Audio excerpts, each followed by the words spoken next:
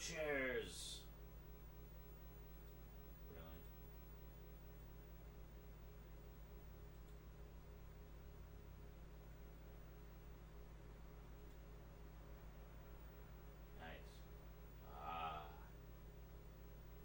Fabulous. Oh, nice view of my Doctor Who collection there. I'll go get the camera.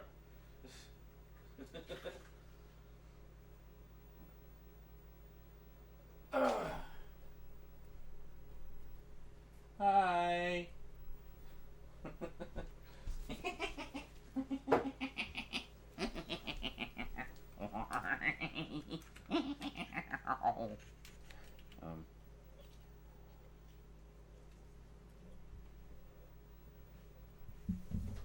Oh shit.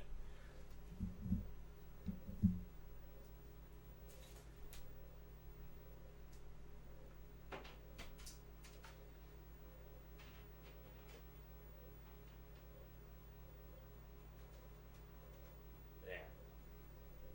I'll go get the microphone. Hello. Hello. Hello. Hello. Hello. Hello. I'll go move the fan. There we go. I'll sit in the chair.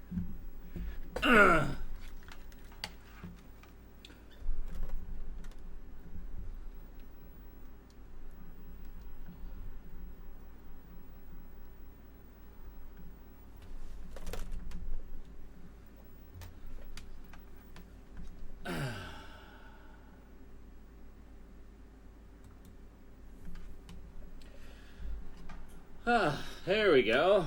Okay. What do you mean no sound? What? Well, you do. What the fuck? Oh.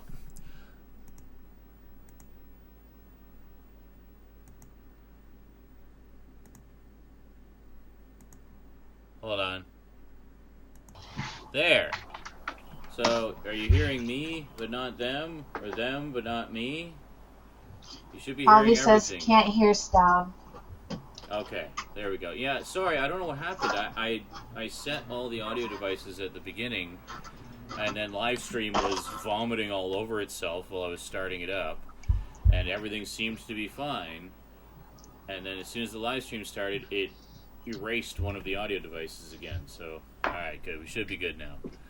Awesome. Always something, isn't there?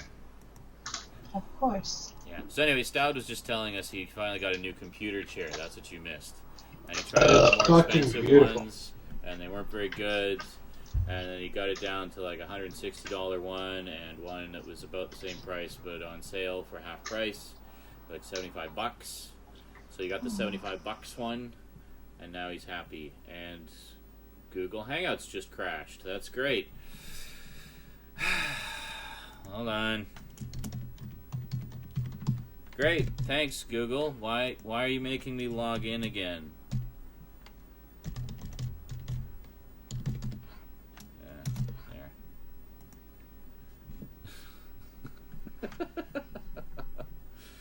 There. Thanks, Google. There we go. We're watching your adventure to log back in. Oh, that's great. And now my other camera isn't showing me on the other thing, so that's wonderful. I love it. I love it when things seem to be running smoothly, and then they just randomly don't. Now you guys want to see all the stuff that I got today? Sure. I got all my sister's leftover beer from Ireland. Yay. I'm about to run to the store and get mix for my rum, so...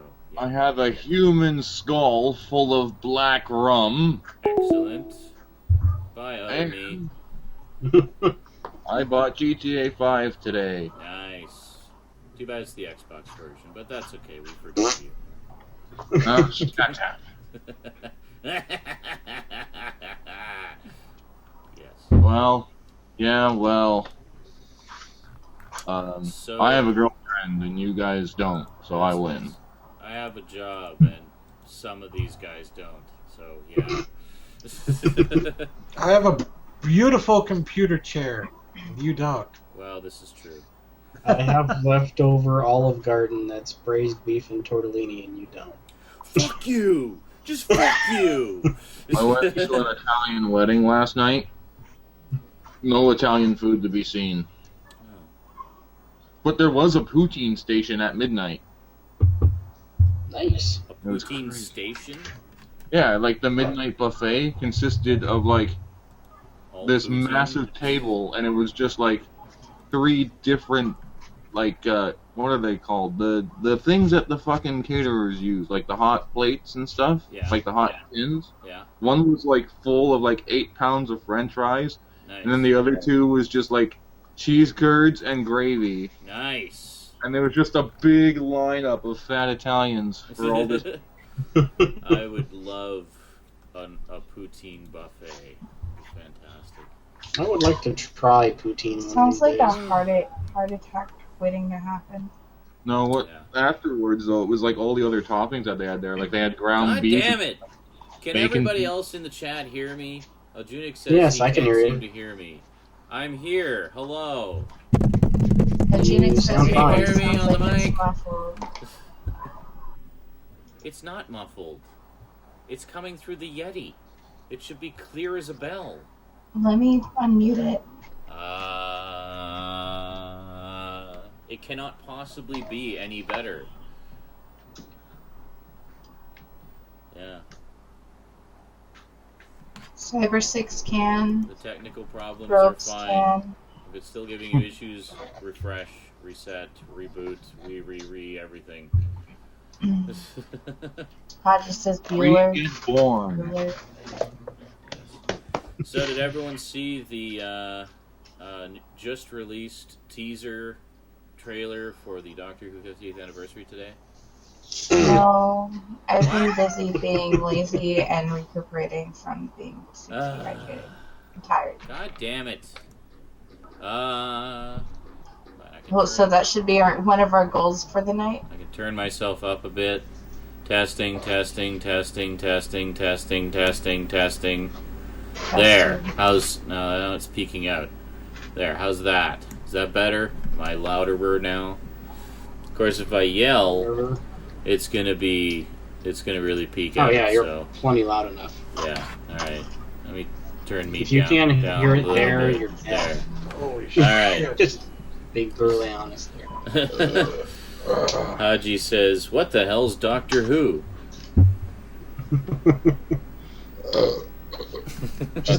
Just leave. I'm sorry, Haji, we can't play with you anymore. You gave away all your horrible Star troll. Wars figures. That's right. Junix says I'm perfect. Well, thank you. I do try. What else is going on? Oh, actually, something I should mention. This week, got some special stuff coming up in relation to a independent film that everybody should go out of their way to see. The Ghastly Love of Johnny X. This was actually sent to me by the director of the film for review purposes, and he sent me a whole pile of cool memorabilia and stuff to go with it. It's autographed. It's even autographed on the disc. How cool is that? So anyway, he emailed me today and said, "Hey, I was just wondering when you were going to do that review of the movie and stuff." And I said, "Hey, funny you should be asking me right now, because it's kind of going to be the week of Johnny X. We're going to be doing a whole bunch of stuff. I'm going to be doing the review and sort of overview of all the goodies and stuff as one of the Halloween episodes. Plus, we're going to be doing a movie gangbang of it, which may go up this week, may go up next week. I'm not sure what's happening with that. So, yeah, so there's going to be a movie gangbang fan commentary, which will actually be the first time I've seen the film, and the first time all of us have seen the film, actually. I was just gonna say. And then, everybody. yeah, and then I'll be doing the Halloween episode all about it the same week. as well as giving you information on how you can get the film. It's actually pretty easily obtainable. You can get it on Amazon. You can get the DVD on Amazon. It's not on Blu-ray, unfortunately, but you can get the DVD on Blu-ray. You can get the DVD on Amazon, and you can get the there's a streamable version on Amazon. And the director just informed me today that as of October 1st, it's now available on Netflix as well. So you should have no problem at all checking it out. And from what little we saw, it looks pretty slick. It's a pretty slick little indie film. So, yeah. You realize that we all had Netflix last night. You could have just told us to watch it on there. Yeah, but we could have gangbanged it. I didn't know. I didn't know until today. Okay, I'm really too loud here. Hold on a second. There we go. All right. I didn't know until today when he emailed me, so sorry. Yeah. Should be. Oh, Junix asks, what kind of movie is it besides being indie? Kind of sci-fi, horror, kind that makes $87 on its first week in theaters. It's kind of an homage / love letter to the 50s alien invasion and monster movies genre and stuff like that. It's got, I don't know, a bit of a Rocky Horror vibe to it, I think. From what I've seen, there's a few musical numbers in it. It's basically just really off the wall. It's just a complete hodgepodge of genres and stuff, and just looks like a really fun ride. So, yeah, I mean, if you check out some of the posters, there's a couple of art cards in here. So we got like this one, for example, which I'm sure you'll agree has a very like 50s drive-in movie kind of look to it. And then there's this one as well. Like sort of an alien invasion thing going on. Really nice poster art and design on these. I really like them a lot, actually. So, yeah. So we'll be checking that out this week, and you can check it out too, however you like.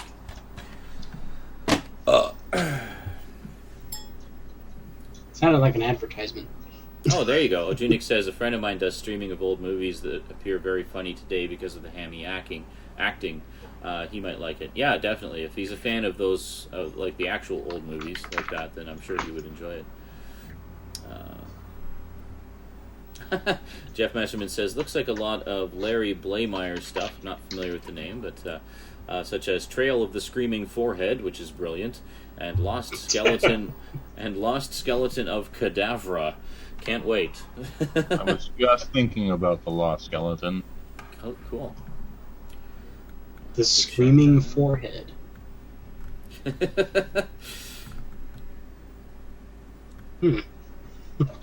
It lets the imagination run wild on that one. What exactly did they mean? Rob Jensen says, well, at least you didn't tell this director to shut up about his movie, unlike Scott Pilgrim. Yeah. I'm hoping if I ever have the good fortune to meet or converse with Edgar Wright, he doesn't remember me. It's like, I'm sorry, I saw your movie and I liked it. Yeah. We all have our little foot in mouth moments in life, don't we? Yeah. Yep. The alternate problem, and he's consciously avoiding you because of what you said about his movie. That's right, yeah. To be on the phone. To be on the phone with all his Hollywood buddies, being all like, make sure you avoid that guy. He'll tell you to shut up. Yeah, right. So I know no directors ever contact me anymore because so many of them did back in the day. It's almost like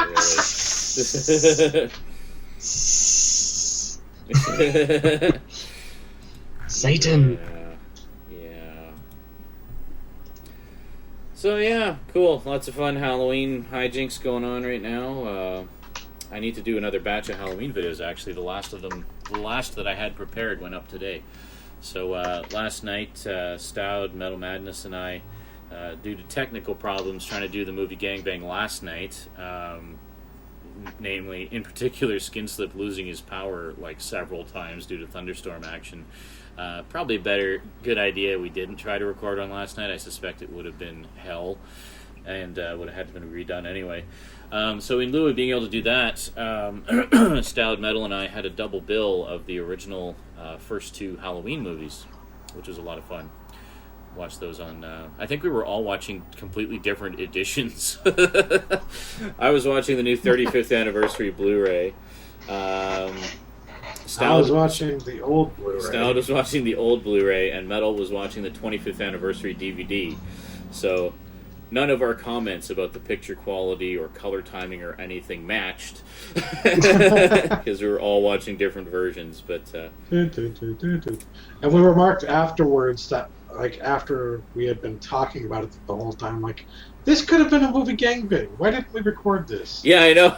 Yes, we were sharing like little trivia tidbits and stuff with each other along the way, and just having fun, pointing out all the little continuity gaps, and it totally could have been a movie gangbang. But that's what movie gangbang is. It's like, it's just us being us. Pretty much, yeah. I think we kick it up a little bit of a notch when we know we're recording. Be a little extra off the wall, but for the most part, yeah, it's just us being us and having fun watching movies. But yeah, so it was good to see Halloween 1 and 2. I will be doing a video about that, probably for the next Halloween video, so likely going up tomorrow sometime, theoretically. And then, yeah, we'll see where it goes from there. Still got quite a stack of movies I want to get through this Halloween season, and of course, having gotten a late start on the festivities due to life, yeah. So it looks like so chatted with the X today about Rosie stuff and trying to figure things out with the new work schedule and whatnot. And it looks like once my money starts flowing in a little bit more, we're going to go back to a straight up 50-50 split. And so I'll be getting Rosie for 2 weeks out of every month. Yay! Yay! Which means I'm going to have to shell out for daycare, obviously, but there's a few options in town, so I'm gonna look into those. Probably looking at about 300 bucks or so. With you. Huh? Well, it's only if she's using daycare as well. I mean, if we're getting a full month, but she's got the advantage of having the boyfriend who can, pick her up after school and stuff. I don't have that advantage because I'm lonely and sad. I'm sure there's a whole internet full of men who would love to be your boyfriend, Sean. Well, this is true. How much is daycare, Robes asks? It's about $160 a week. So it's not cheap, but it's not, insurmountable either. So, I don't mind shelling out $320 a month for the opportunity to be able to spend a full 2 weeks out of every month with my little girl. So, well worth it. Money well spent. Yes. It's just a matter of whether or not they have openings, obviously. But there's actually a boys and girls club here, so there's a lot of other kids there, and it's actually right at her school. It's based in one of the portables at her school, and so they have the playgrounds there and stuff, and they do activities together and stuff. So it's pretty cool.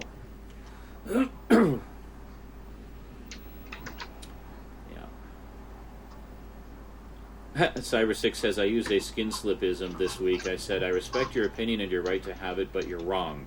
To someone who thought that all of Pokemon X's exclusives were better. Well, there you go. I've given up on Pokemon. I have many years ago. I'm willing to give it a shot again. Like, I want to get a 2DS or a 3DS so that I can play the DS games and the 3DS games, in particular Animal Crossing. Haji says, Rosie's awesome. Her popping up in a Zyron Isaac video is like the excitement of the old days when Q would pop up on Star Trek The Next Generation. Rosie just shows up, causes all sorts of mayhem, and then leaves for no reason. Yeah, right. I'm actually going to quickly run off to Save on Foods and get some all-purpose generic cola so I can enjoy some of the rum I have. Because unfortunately Rosie isn't with me this week due to circumstances that would take far too long to explain, so don't worry about it. But it's all good, it's all cool, everything's fine now. So basically I'm going to take the opportunity to imbibe a little bit. So I'll see you guys shortly. I got a question, Sean. What? if you got money coming in, why are you going to go for the cheap cola? Get yourself the good shit. I don't have enough right now for the good shit. I will later, but later is then. This is now. Maybe there'll be a sale. Who knows? Right now, well, maybe. I won't know until I go. Can I go now? They close in like half an hour. You can go now. Okay. I'll be back. Skedaddle. Yes, I just used that word. Like, do I have your permission to go now? I just like to say it's all foggy and spooky out there tonight too. It's really good. And there was a full moon last night too. It was like 48 degrees outside today, so yeah. Bad choice to go out short sleeve. Yeah, it's just what the fuck were you thinking? I don't know. It was Olive Garden. I had braised beef on the brain. I had better computer chair on the brain. Holy shit, am I happy. This is so fucking comfortable. I'm glad someone else using it. I don't feel alone. Get a recliner, like I told you to. What? Say what? One that reclines? Yes, I am reclining right now. That's not a recliner. That's a rocker. Yeah. It rocks back and forth. That makes it a rocking chair. A recliner goes in that back. That's what the reclining lever is for. Kevin Costner. I'm watching this one next. What is that? The new what? The new daughter. The new daughter. Yeah, I couldn't read the other half. It is. What did he name his shotgun? I don't know. It's directed by Luiso Verdejo, who you may know as having written, I believe, the first and third Wreck movies recording. And it's actually a really good movie. So I haven't seen it yet, so I can see it. I want to see that movie.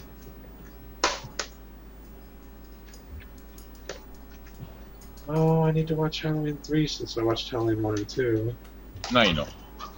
Maybe I'll watch that before the new daughter. Yeah. Trying to was humming the Halloween theme. Actually, that's kind of funny that you bring that up because I have the 25th anniversary DVD sitting in my drive right now. I tried to get the movie last night to watch it with you guys, and I ended up downloading Halloween Town. That was fucking hilarious. Bastards labeled it as Halloween 1976, 74. The Burbs! Oh, I totally have to watch The Burbs this year. Oh my god, The Burbs last year? Well, I have to watch it every year. We went to our grandfather's house for Christmas or for Thanksgiving. We were going through a bunch of his old movies and stuff because he's passed away, and we're trying to decide what to do with all this stuff. And he had a copy of The Burbs on VHS, and I didn't even know he owned that movie. Fucking A. The first time I saw The Burbs, ironically and interestingly enough, was on VHS on a 13-inch black and white TV. So I saw it in black and white. And honestly, it works as a black and white movie.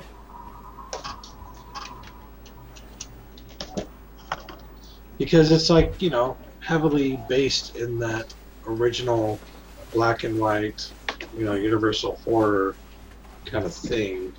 I'd always seen, like, when they make references in older movies and stuff like that, I'd always seen it in black and white.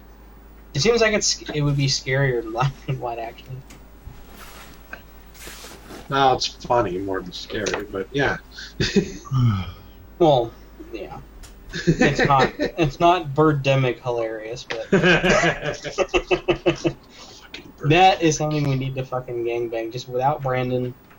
Personal gangbang, just like you, me, and Sean or something. Be a fucking birdemic. Yeah. That thing is a treasure trove of just jokes and bad acting and just horribleness 100%.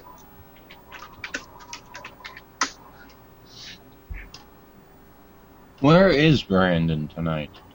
I don't know. He hasn't- LARPing or something. Yeah, probably LARPing or some shit. He has other friends now. Kind of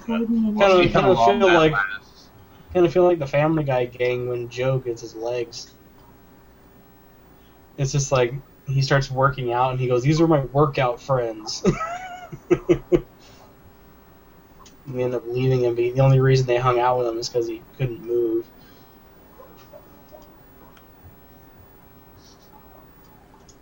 Well, if I had to hang out with fucking Peter Griffin, it would be because I couldn't move. Well, you do both similarly down the same amount of alcohol. Yeah, but he does that every day. I only do it on the days that end with Y. I see what you did there. You drunk bastard. I'm not drunk. I've only had half of a beer. That's amazing. What the hell's wrong with you? I just got here. That's what's wrong. Plus, I'm trying to drink with Sean, because last time he was able to drink, I wasn't able to drink. I'm also committing a cardinal sin. I'm drinking beer before my alcohol. What? Yep. You maniac! You're a maniac! You blow it up! The dumb bastards blow it up! Sometimes I Yes, don't I know that. understand Miles. Yes.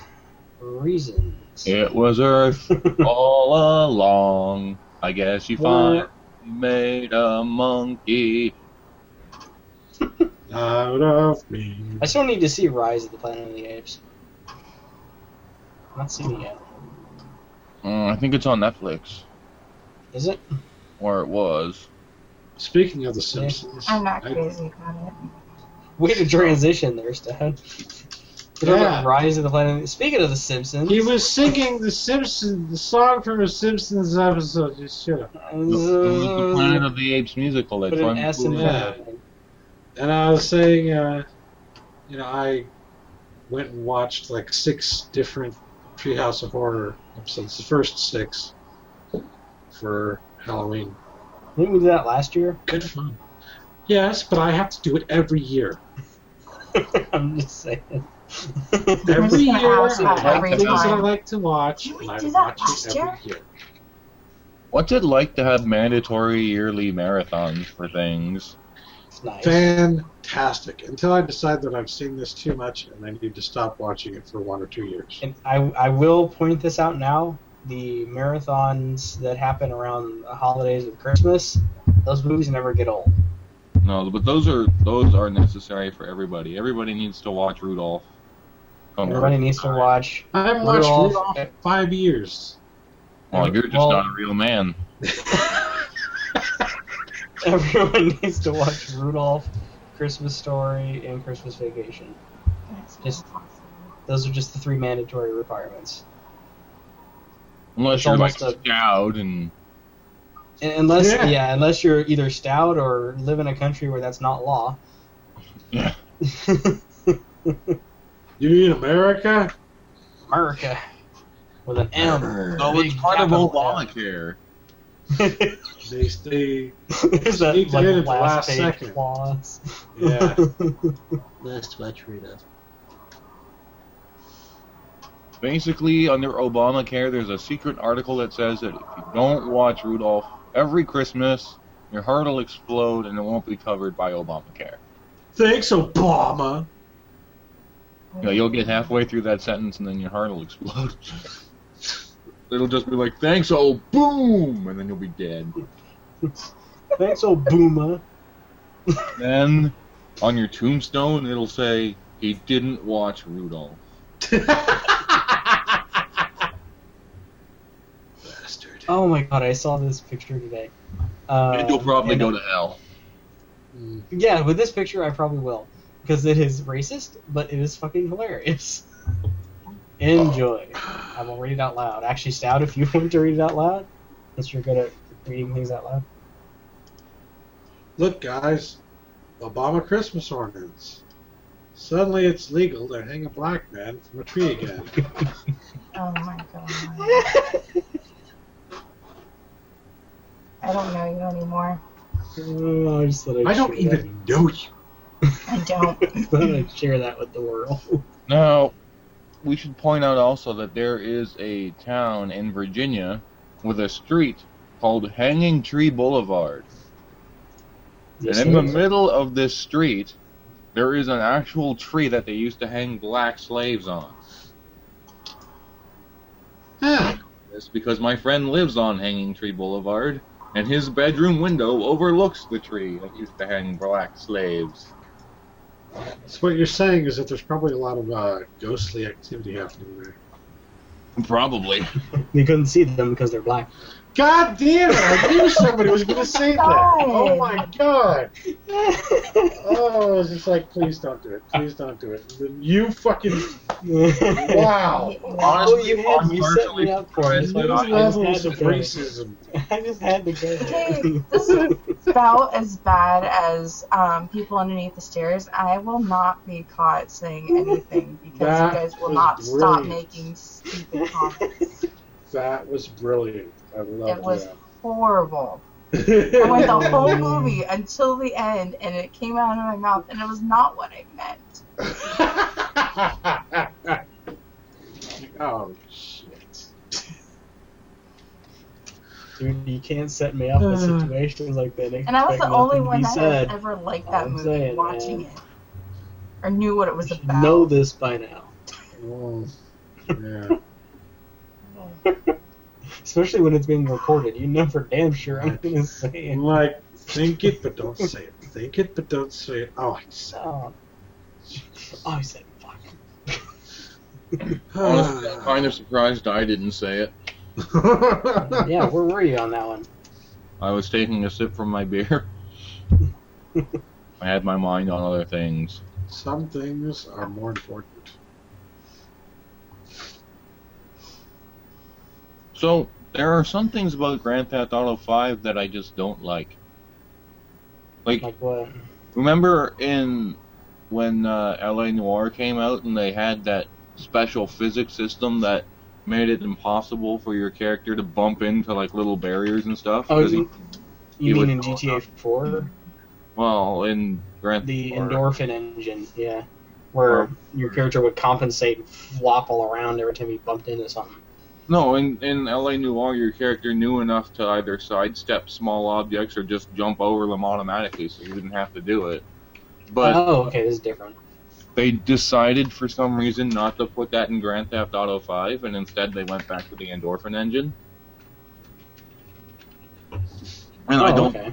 I don't know why that is. And then the other thing is that they don't use that special fancy pants facial recognition software that they used in LA Noire either. Okay, actually, that's a good thing because now all the characters look more natural instead of 3D rendered bodies with these bobblehead weird things attached to the top of them that just kind of realistically jiggle around while the solid mesh walks. But That's that what was that my took- favorite part of LA Noire. There we go. That's Eleanor in a nutshell. Oh, and repetitive gameplay. Don't forget repetitive gameplay. Oh yeah, I didn't care for Eleanor. No, I don't like to watch CSI, so I don't know why I thought I would enjoy playing CSI. Such a I am getting into Mafia 2, however. Oh, that was a fun game to play. That is fun. I really like the immersion. You want to talk about good immersion? Play the first mission in Mafia 2, and welcome to New York. Holy wait. shit! Just wait until you get further into the game, man. I just like that scene, you know, where he comes off, he gets out of the taxi cab. It's snowing. You can hear Christmas music playing in people's apartments and on little like roadside stands.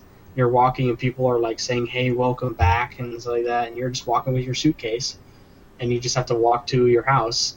And things are happening. Cars are getting, there'll be like a bump, and someone will get out and apologize and stuff like that, and or like a cop will nod you like that. It's really cool about how immersive that gets. You really do feel like you're a guy who just got back from war, and you're just experiencing New York for the first time in I don't know how many years that you would have been gone, at least He was gone for 2 years, I think, at that point.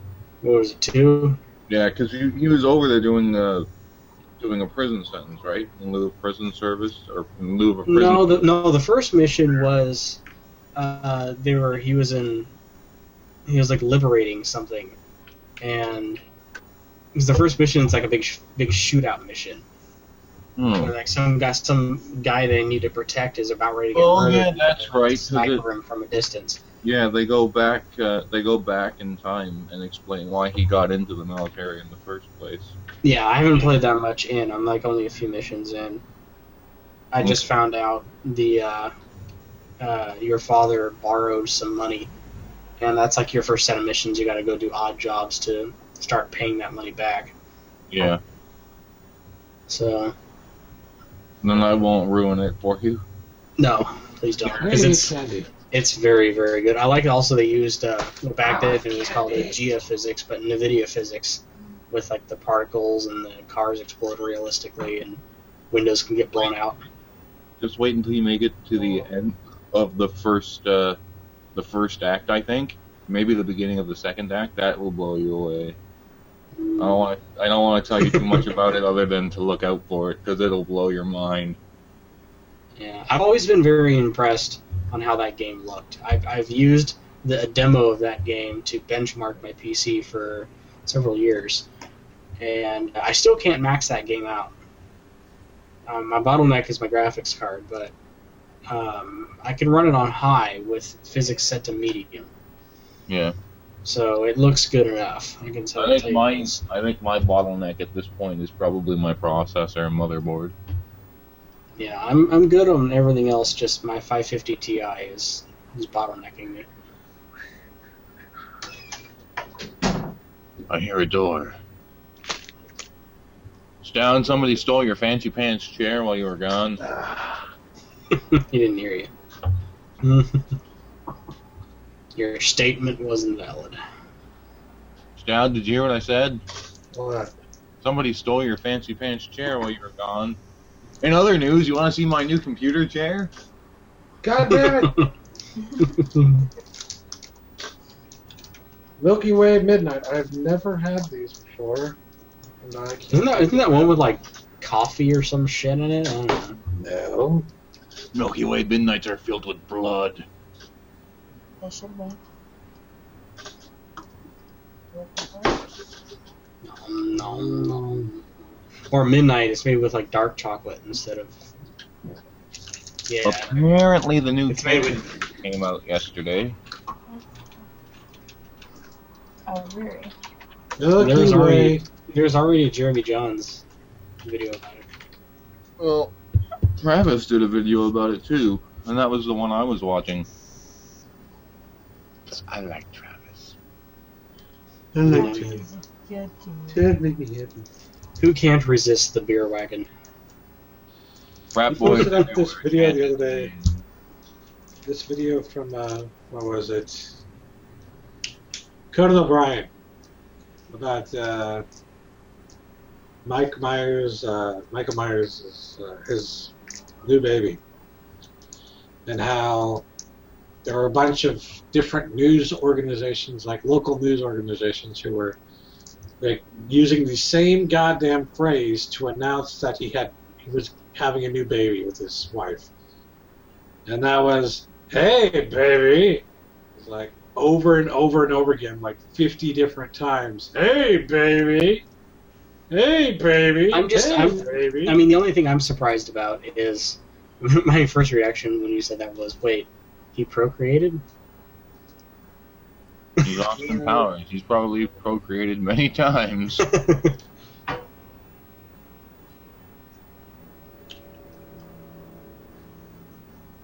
A little Myers. A little bundle of Myers. Oh, what a cute little bundle of Myers. Oh god, that kid is going to grow up and love the accents he can do. God. Serial think- killer, baby. I think we have witnessed the spawn of probably one of the few people who hates the Austin Powers movies. Me? Besides you. You know, You're Canadian, you don't count. I liked them okay, but it was kind of one of those things that after I had seen them a few times in the late 90s and the early 2000s, I'm like, yeah, I'm done. I don't know, I got the first movie for free. So, I haven't seen the second one in years. I think I've only seen the second one like maybe twice. Oh, that's what it is. Milky Way Midnight is dark chocolate, golden caramel, and vanilla nougat. Vanilla. You do not mix chocolate and vanilla. Definitely tasted pretty good. Only in ice cream do you mix chocolate and vanilla. Because you need to dilute the vanilla with awesome. It's just vanilla, dude. Calm down. Fuck vanilla. It's like vegetables.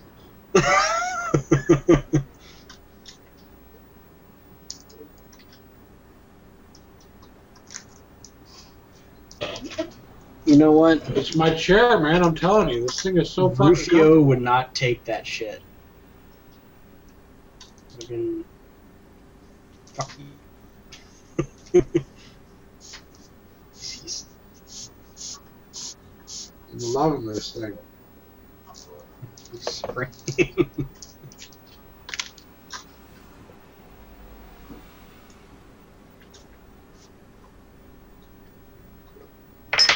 That was loud. He'll be back. You just wanted to get some soda. Yeah, how long can it take to get boring generic store-bought soda? Apparently this 5 long. years.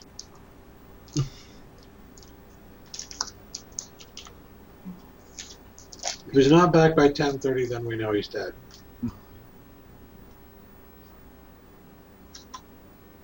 Oh, fuck you, video game list. You are wrong.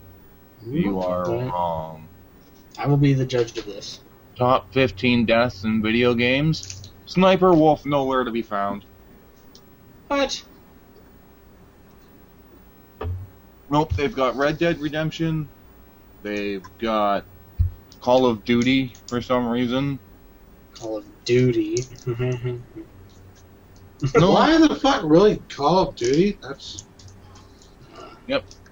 No. Yes, because clearly that's this is written static. by a 16-year-old boy who has no concept of gaming history.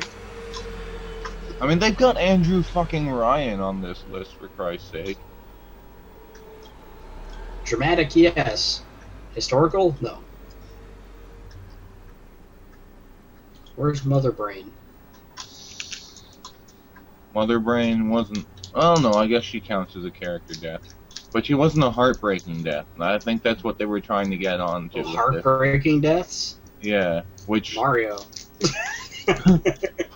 Yeah, because you know you're responsible. 500 million times you die in fucking Mario.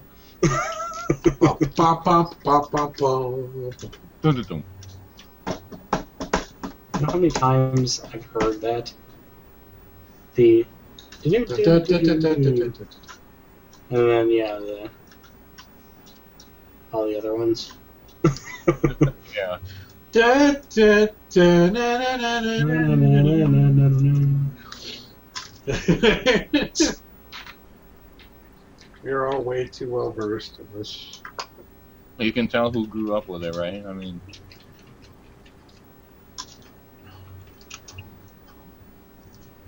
You making fists at me, Mia? Yes, I'm making fists at you. Why? I can do that too, see? Let's see. Heartbreaking deaths in video games. Are your wrists hurting or How something? much you want to... What's going Let me on? guess. Well, actually, I Number was one on just that list stretching 'cause I've been is dehydrated all day. And, Tifa or whatever from Final all my Fantasy VII. joints are just Aries? compact. Ares, whatever. I've never played to the end. Gotcha.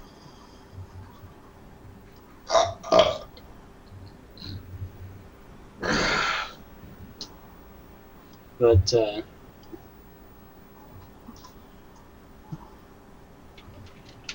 yeah. I'm trying to think of some other ones. When Link's uncle or whoever dies in Link to the Past. Like in the first 10 minutes. Yeah. Heartbreaking. We see this character for all of a minute and a half and he's dead. No. Just die now. Thank you. Give me your shit. Yes. I still love the Eagle Raptor cartoon. Zelda is... Zelda's my what? Zelda's my what? I want to know if I can put my penis in her. Zelda is what?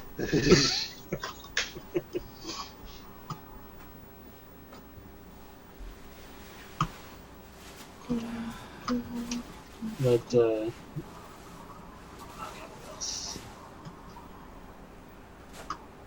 I don't know many heartbreaking deaths in video games.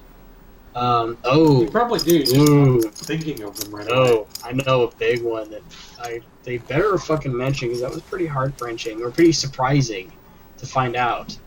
The time you find out how Kratos' family died. I knew you were gonna mention God. Not on the list. Fuck those people. Like the second you said that, I looked over at the God of War collection. Like, I should watch this, or I should play this. I mean, yeah. How do you find out that?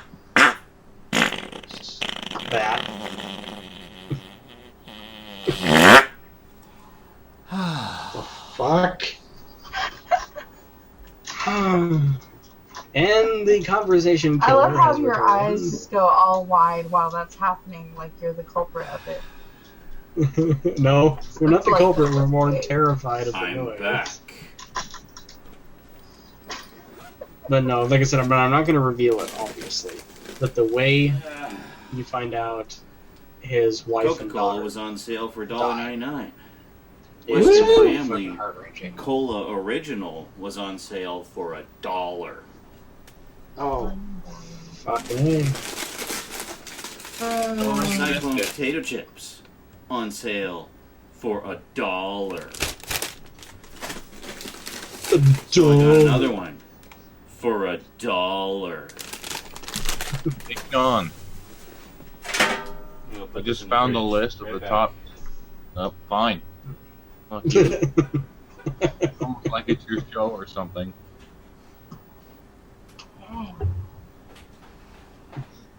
For fuck you and the horse you rode in one. I have to break it to you, but I shot your horse. It's like, and here's the glue that I'm using. It's like- It's right here in this cup.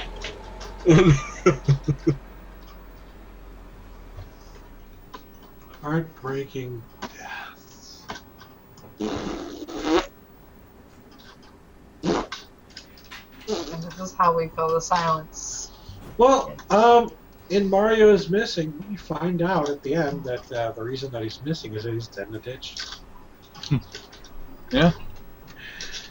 Which I don't understand why everybody hates that game. I grew up with that game and I always thought it was kind of cool.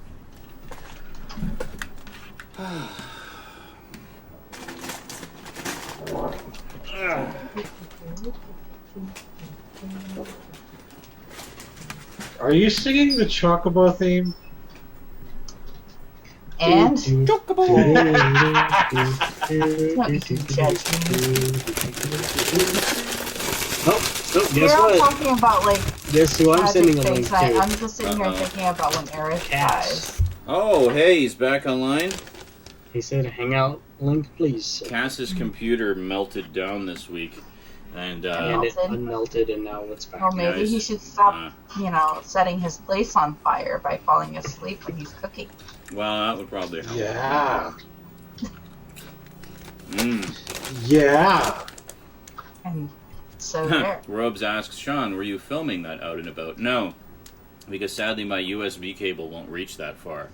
That would be hilarious. That is on the You would like agenda with the new job, getting an actual proper camcorder again, like a high-def camcorder that I can actually do that with and take it out places and do stuff.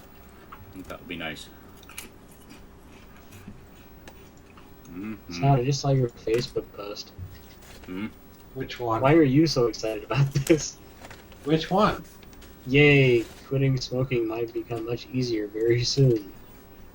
I just thought that was Removes the cool pleasures. because, like, I have family members who, like, Well, yeah. smoke, but they don't really want to smoke. They just, you know, can't quit. So it's like, you know, well, good. Now they're creating, they're working with science and stuff and making it so that it's easier to quit. That's cool. A lot of my coworkers use the vaporizers, like the electronic ones, and they said they're great. So I might try that at some point. Apparently Cass is installing the new plugin. A new plugin? He goes, oh god, this new keyboard. New keyboard? Did you get a new computer or something? Yeah, Yes, he did. He bought a new laptop. He bought a new laptop? Hey, Thrustbone. What? So, what, Thrustbone? What? Have you ever played the original Metal Gear Solid? On the PS1? Yeah, several times. Okay, good. So, you will understand when I tell you that I just found the list of the supposed top 15 tragic and heartbreaking deaths in video games ever. Oh, yeah? And Sniper Wolf's death was nowhere on that list. What? See? See, Otacon would be outraged. Question. Do they have Dead Space on there? No. Word. No. But when Like I you said, find you know what out, else? it's like, oh my god, no! You know what else I wasn't know. on there? That I mentioned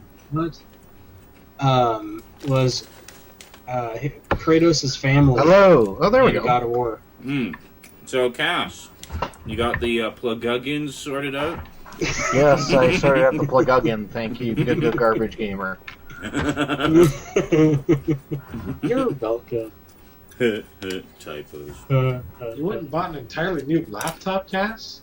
Yes. Holy Of course crap. you did. The other one was dead. It was was like dead. beyond dying. It was dead. Was dead. D-E-D, It was dead. Sniper Wolf. It was Sniper Wolf, yeah.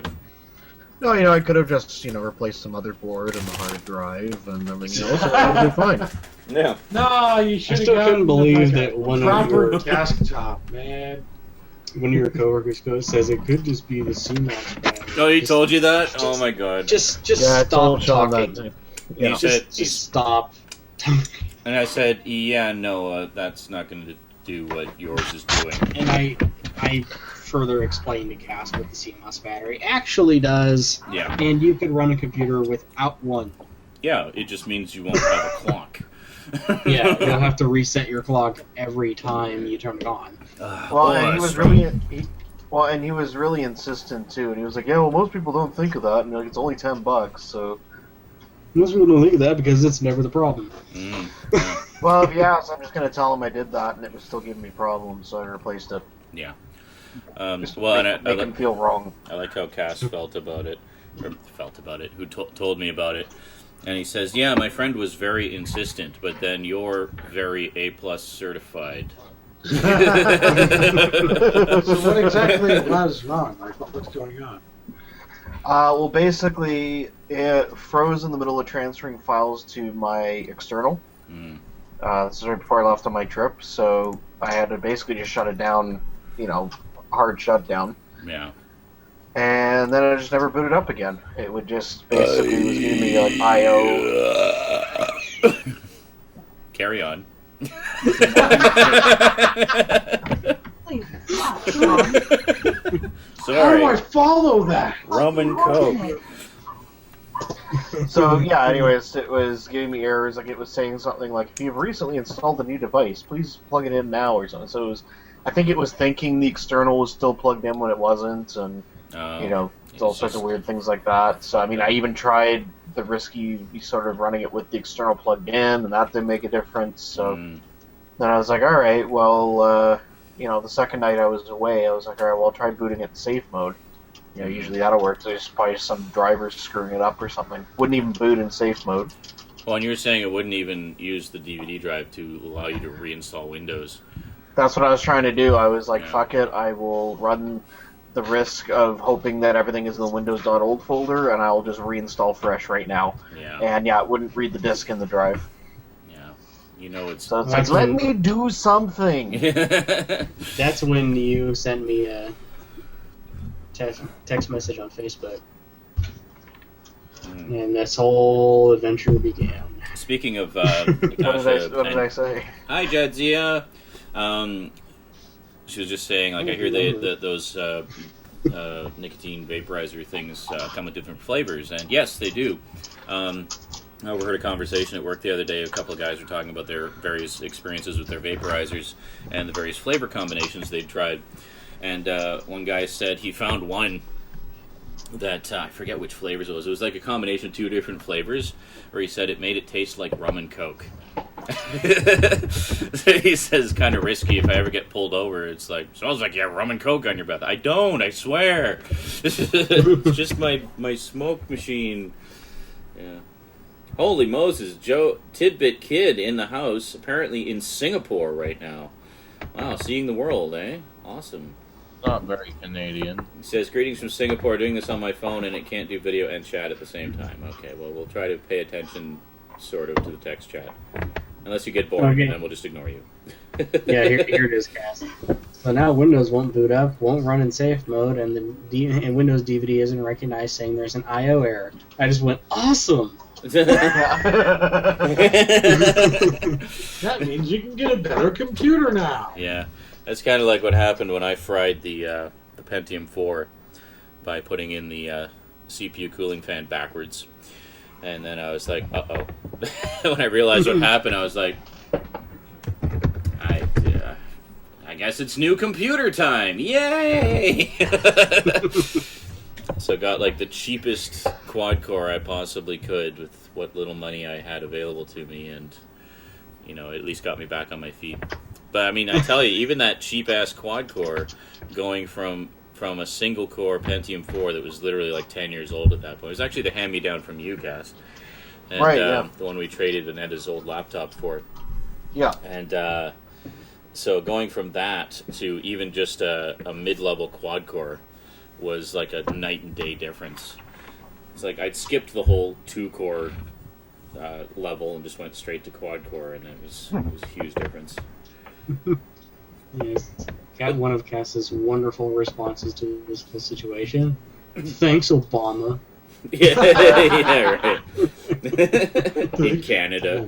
Yes. Yeah, it was kind of weird actually because I was phoning Eric to sort of run through a few of the options I was looking at when I was out shopping today. So we communicated through Skype, that old relic. So where did you get it? Walmart, actually. Oh, there you go. Basically I narrowed it down to 2. Yeah. There was one for $478, and it had an AMD A6 chip, I think. Okay. And so it was a dual core, I think. Yeah. But a decent dual core. Yeah. And then for $598, yeah, it was something around there. And then for $598 was the it was an AMD quad core. Oh, okay. Did you go with that one? A10? It was an A10, yeah. So did you go with the quad core? Well, what ended up happening, I was going to get that one at Future Shop. Yeah. And then all they had were open box, like, returns available. And I know they say they wipe them clean and everything like that, but I don't know. Yeah. Because somebody could have sat on it and farted on it a bunch and returned it. Do you wipe off all the fart juice? I mean, really? I don't know who takes their computer home from Future Shop and just sits and goes... and then, You'd be surprised. He doesn't know that he's using my fart. Yes, this I'm sorry, I have to return this laptop. It does not work as advertised. It is completely inadequate for my fart absorption needs. It did not say that it was that horrendous smell? Well, that reminds me once years ago when I first discovered liberal return policies, which was I had my Discman in. This is how long ago it was. My Discman. I had it into Future Shop for warranty because it wasn't reading the disc anymore or something like that. And so they had phoned me just before Christmas, and they, like, on the 23rd or something, they said, "Yeah, it's ready for pickup anytime you want to come in." So I figured, okay, I'll go in on Boxing Day, where we're going in anyways to get DVDs and stuff. Well, they didn't even have the, like, what's now Connect Pro wasn't even open. Yeah. I didn't have that option. And the very next day, we were going on a trip to Winnipeg. And I'm like, well, I want my tunes. Yeah. So, yeah, I had some Christmas money, obviously, so I went and bought a brand new Discman. Yeah. And took very, very careful care of it for the 3 days. and then just after New Year's, I went back, and I'll never forget it, because I was like, yeah, I just wanted to return this. It just didn't really work out for me. She's like, oh, okay, there you go. Is there anything else I can help you with? Yeah, I'd like to pick up my Discman that's done repair. That's not suspicious at all. But I mean, what did the girl care, right? Yeah, exactly. It's no skin off her back. That's hilarious. If I was behind the counter doing that, I would have just cracked out laughing. It's like, yeah, I'm just turning in my loaner. Yeah, basically. Actually, it's funny. A lot of people would do that too. Like they would bring in their computer to be repaired, and they just couldn't be without a computer, so they would literally just buy a cheap one, knowing that their computer would be back within the return policy period, and then they'd return it. There's like a 2-week return policy, I think. So they would return it just before they got their old computer back, or sometimes the same day. So it's a funny story. But even funnier is it's not that uncommon. A lot of people do it with much bigger ticket items, but yeah. Well, it's like dropping your car off for an oil change and going upstairs and buying another car. That's right. I'd like to return it. Then returning it 2 hours later. Yeah, it didn't really work out for me. So is my car ready? I didn't like this car. Yeah. Why not? It smelled funny. Yeah, anyway, so the cheaper one was, so Future Shop had just open box. Yeah. And really low stock on, like, everything else. Like, they just had either, like, really cheap stuff or super expensive stuff. Yeah. All the decent mid-range stuff seemed to be gone. Just display models left? Pretty much, yeah. I had to look at the source. They didn't really have much. They had, like, 3 laptops, I think. No, they don't really have much in the way of computers there. They have, like, I didn't think parts, they did, but yeah. Staples was kind of overpriced for what they had. They had either cheap stuff or, like, nothing in between. It was either like $300 laptops or $800 laptops and up. So they didn't have like anything in the 5 to 6 range. No, which is kind of what I was looking for. Yeah. And then London Drugs, oh my God, was like laughable. That was the one I was messaging you about. Oh, really? Okay, they had Windows 8 machines basically priced around the same as the MacBooks. What? So I'm like, okay, you're doing something wrong here. Yeah, something's not adding up. Yeah, there's probably why you don't hear anybody saying, I got a great deal at a computer at London Drugs. Yeah. Normally, they're not. They used to be not bad, actually. Yeah, they used to have some pretty good stuff. I remember that's when Ben and I were shopping around looking at the Sony Vios, like back when Sony still did desktop computers. So we were looking for a Sony Vio to do digital editing on. And because they came with a lot of, I think they came with an early version of Vegas or something like that, or they came with Video Studios. They came bundled with software, so we knew we could get like a package deal. And they had quite a range of stuff. I mean, the good ones were around $1,000 at the time, so which is way more than you would pay for most desktop, like store desktops nowadays. But at the time, that's what their laptops were at about. Yeah, it's crazy. Like the Sony Vios were like $800-900. Oh, the Sony Vios are normally $800-900. Those are like it's like their TVs. I mean, they're the most expensive TVs, but they're also the best. Well, yeah, actually, I had a Sony Vio years ago. Sierra's old computer, I think it was. Yeah, it was pretty their computers are pretty rock solid. It was pretty bulletproof, yeah. Yeah, we didn't get very many of those in the repair bay. Well, yeah, because well, they had like some Toshibas and stuff like that, but like I say, they're still like way more than like, their cheapest computer there was $599, wow. And their $599 computer didn't compare anywhere near the $599 computers at Future Shop and stuff like that. Like this was I think 4 gigs of RAM and like just nothing really comparable. Well, in Future Shop, the other oddity too was they had a gateway that was basically the same price as the name brand computers I was looking at. It was like, okay, Yeah. I know Gateway is a brand, but it's sort of. Ben says Panasonic makes the best TVs. Actually, Panasonic makes the best plasma TVs. If you want the best like LED TVs, go with Sony every time, like Sony Bravia or Grand Wega. So the 478 computer, the dual core, kind of a bit lower end, but still decent. I think that one still had 8 gigs of RAM actually. That one, the nearest I could find would be Duncan. So instead, I actually went to the Langford Walmart, and they had the one for $598. But when I got there, okay, just 1 second. It's fine if you only use plasma. It's a matter of personal preference, but LED most certainly does not suck. Okay, let's not go there. It's not necessary. So you just opened the can that you did not want to open. I understand all the benefits and drawbacks of both. It depends on what you want in a TV. That's all there is to it. They're both good. No. CRT all the way. Well, yeah. I mean, that's a given. But I mean, if you have to go with LED or plasma. Yeah.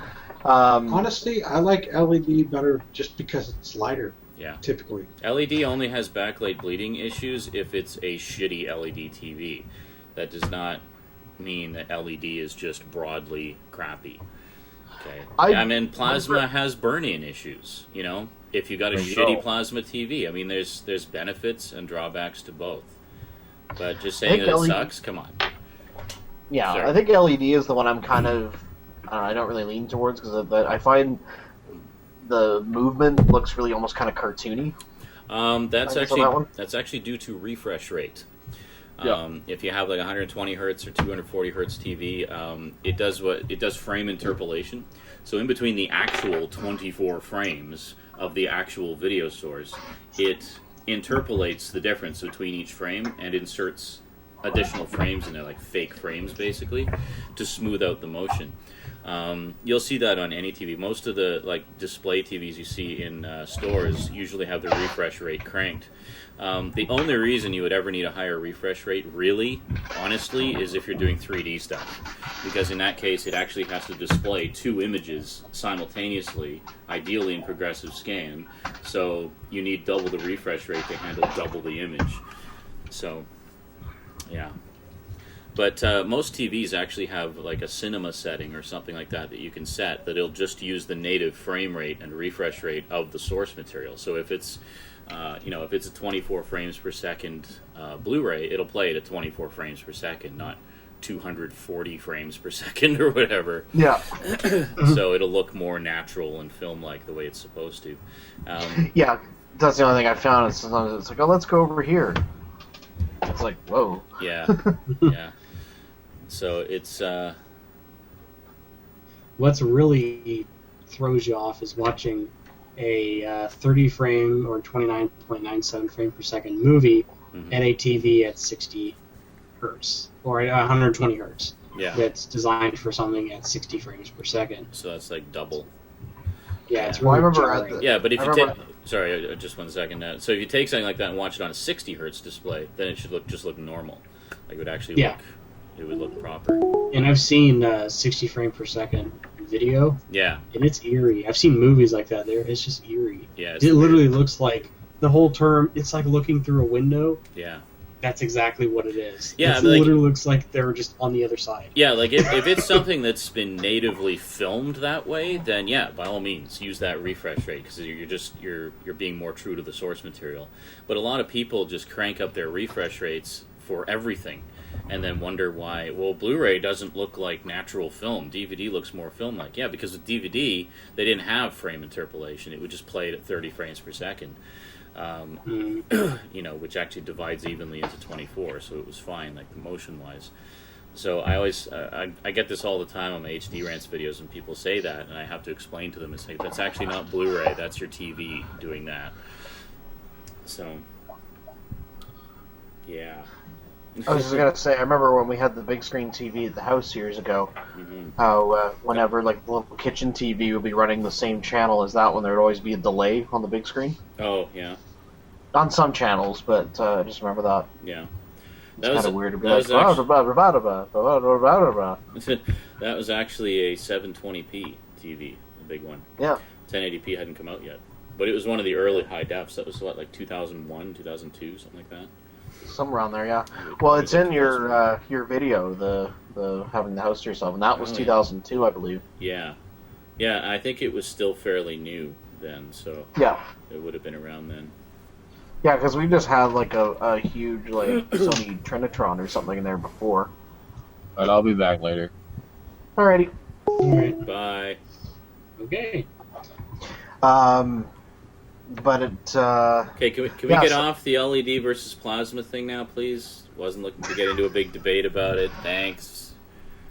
Like what you like. Don't buy what you don't like. Simple as that. Well, you see, plasma. The only thing that makes me lean towards plasma, I mean, other than the truer blacks, is the refresh rate. I haven't done that in a week. Because plasma apparently is the only current format of TV that can actually give you true 24 frames per second playback. My problem with plasma is I don't like the way it looks compared to LED, like just visually. I don't know, just something about it just doesn't appeal to me. I can't really put my finger on it. That said, when I buy a high-def TV, I'd probably end up going with plasma at this point anyway, mainly for the frame rate thing. Though honestly, I'm leaning more towards projector at this point anyway, just for way more value for my dollar. They actually have 1080p 3D projectors now for less than $2,000, so, 120-inch screen for less than $2,000. That sounds pretty appealing to me. So then I can finally have Cass over to watch Blade Runner and Tron Legacy in 3D. Yes. That would be awesome. So anyways, I was going to get the 598 one, and then I spotted another HP computer sitting there, and it was it said 479, and it also said it was marked down. Yeah. So I thought, well, what in the off chance maybe that's the 479 that I was like, sorry, the dogs upstairs are going nuts, and there's nobody up there, so I'm gonna. Okay, can barely hear it. Well, I'm thinking I might have to go check on them in a second. Burglar. Yeah. Hello. Hello. How to get my settings straight. So, anyways, so I looked a little more in depth, and it wasn't 449. It was actually down to 404 because it was a display model, and it's an HP Pavilion with an Intel Core i3. So not much of a step down from what I had before. Yeah. 4 gigs of RAM, a little bit less than I had before. You can upgrade that. But, and this is the very big but, it's a Windows 7 machine. Yay! I have, so happy. right in front of me, a brand new Windows 7 machine. Oh, I'm so happy to hear that. I am so happy I found it. Yeah. Like, I ran out to the car to call Eric just to run it by him quickly, and he's like, buy it. I'm just like, go. I'm like, are you going?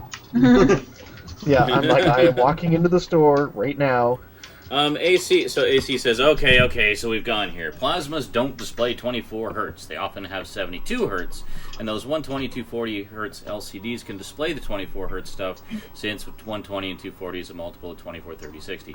See, okay, my understanding of it, and I may be mistaken, I haven't really looked into it with any depth because I haven't really been in the market to buy a TV. I'm just going by what other owners of those TVs have told me. One of whom was actually my boss at Connect Pro, and he's really hardcore into technology and stuff, so I tend to trust when he tells me something technologically to be true.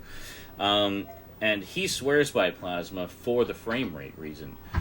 He said he basically just said it's the only one that can actually do true 24 frames per second. And I asked him, I said, well, how can that be though? Because I mean the LCD and LED TVs, exactly what you just said. It's 120, it's 240, it's 60. Those are all divisible into 24.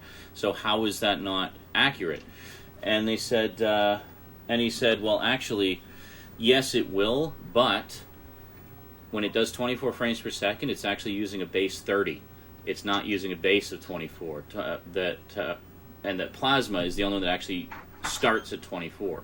and uses a base of 24, so it's the only true 24 frames per second. It's just like how a lot of camcorders, for example, will advertise 24 frames per second, but they're actually down converting it from 30 or 60. Or they'll advertise 1080p, but it's actually 1080i that they just throw into progressive, so it's not true native 1080p, if that makes any sense. So my understanding was that the plasmas were the only ones that would natively do 24 frames per second, like true 24 frames per second, without any,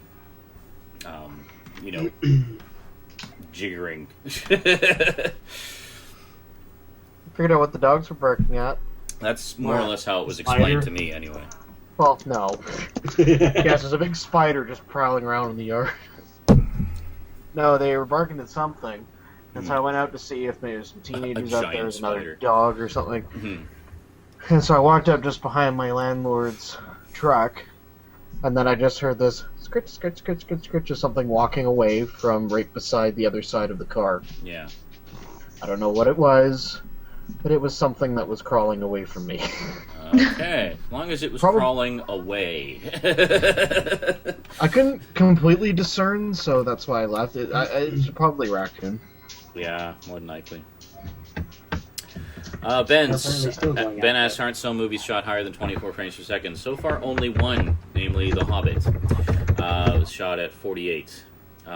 Unless you're talking about movies that were shot on video, in which case, nowadays, you have your pick of frame rates. If you're shooting on high-def video, you can go... Hobbit was shot natively in 48. Rebecca, I don't think there's a 48 frames per second version on Blu-ray, but Nair NYC says Chupacabra. Chupacabra. Chupacabra. Yeah. Sucker. So there's with high def camcorders now, you can go 24, usually 24, 30, or 60, or if you're in the UK, 24, 25, or 50.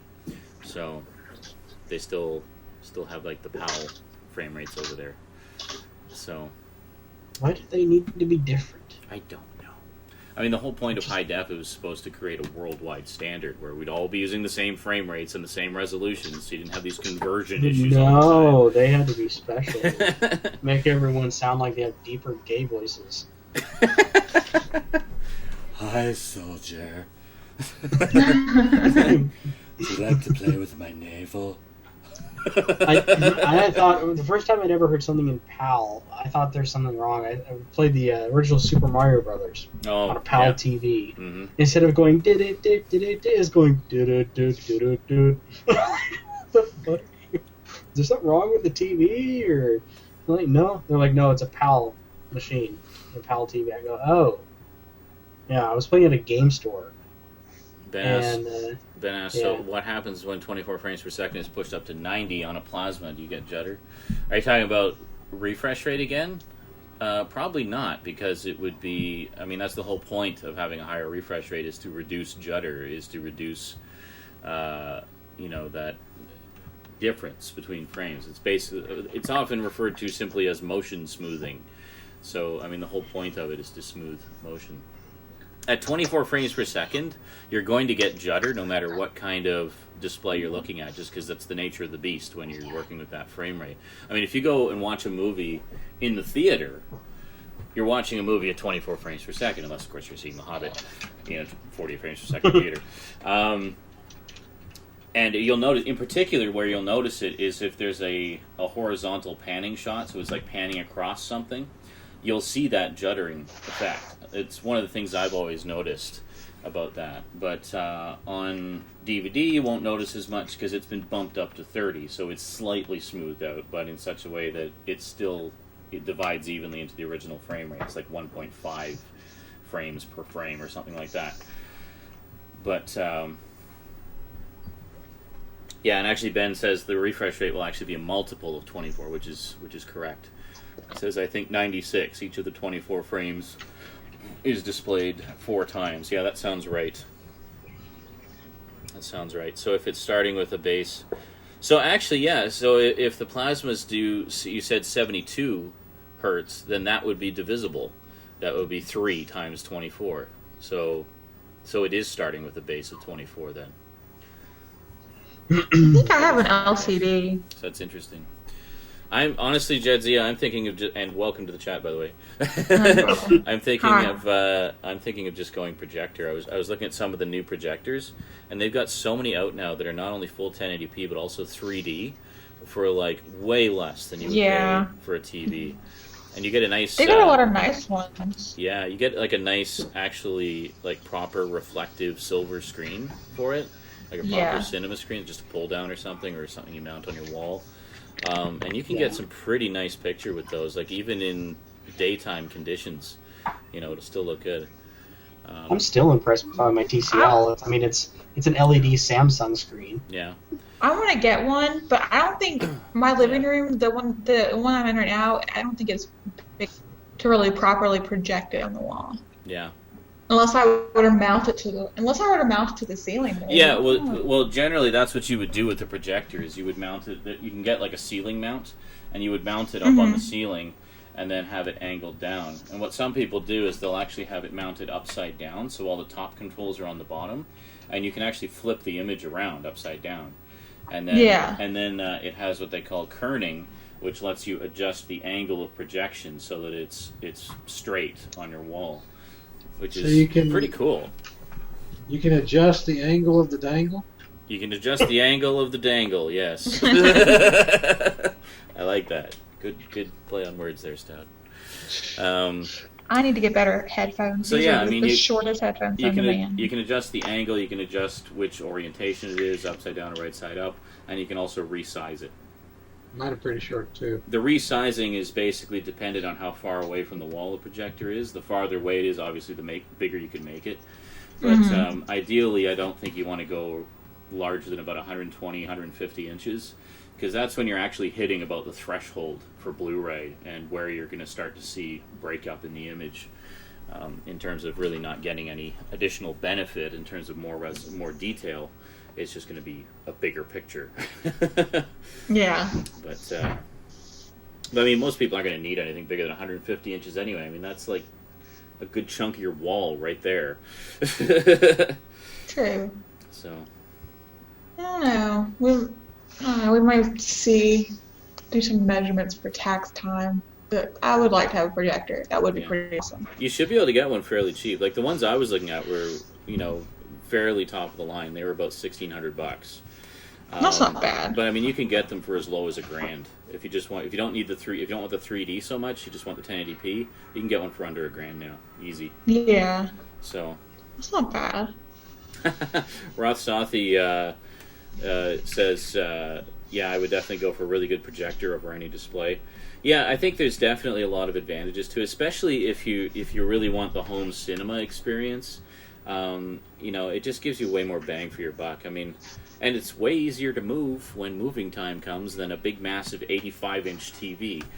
So, and then he goes on to say, not too crazy about 4K TVs this gen, but I'm looking to see how 8K would look. Honestly, I don't know if we're ever going to get 8K TVs. I mean, honestly, I think 4K is overkill because. I was just saying how with Blu-ray you can go up to a screen size of about 150 inches before you don't really get any further detail. With 4K, that's about the screen size you want to start with to actually see the difference between 1080p and 4K. I mean, maybe a little small, maybe about around 85, 90, you'd see a little bit of a difference.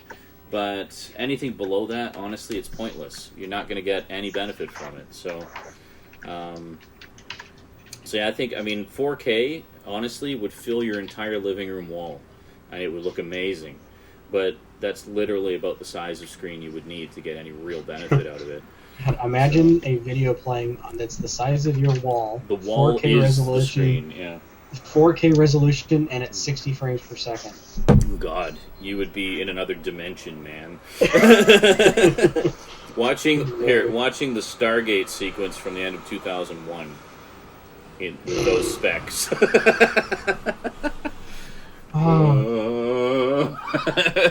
be like plastered on the wall yelling, "It's sucking, man! It's sucking, man!" There you go. And then have all that in 3D. Yeah, have all that in 3D. So. You want to see me projectile vomit? Yeah, 3D. There's your 3D. Genuine Here's chunks. 3D chunks coming at you. I'm preparing you a package, Sean, but I probably won't even get to send it out till close to Christmas. But Ooh! So was I the special YouTuber you were mentioning in your comment the other day? I saw that. maybe. I didn't want to Maybe. say anything in case it wasn't me and I would look like a dumbass. Maybe. Yay!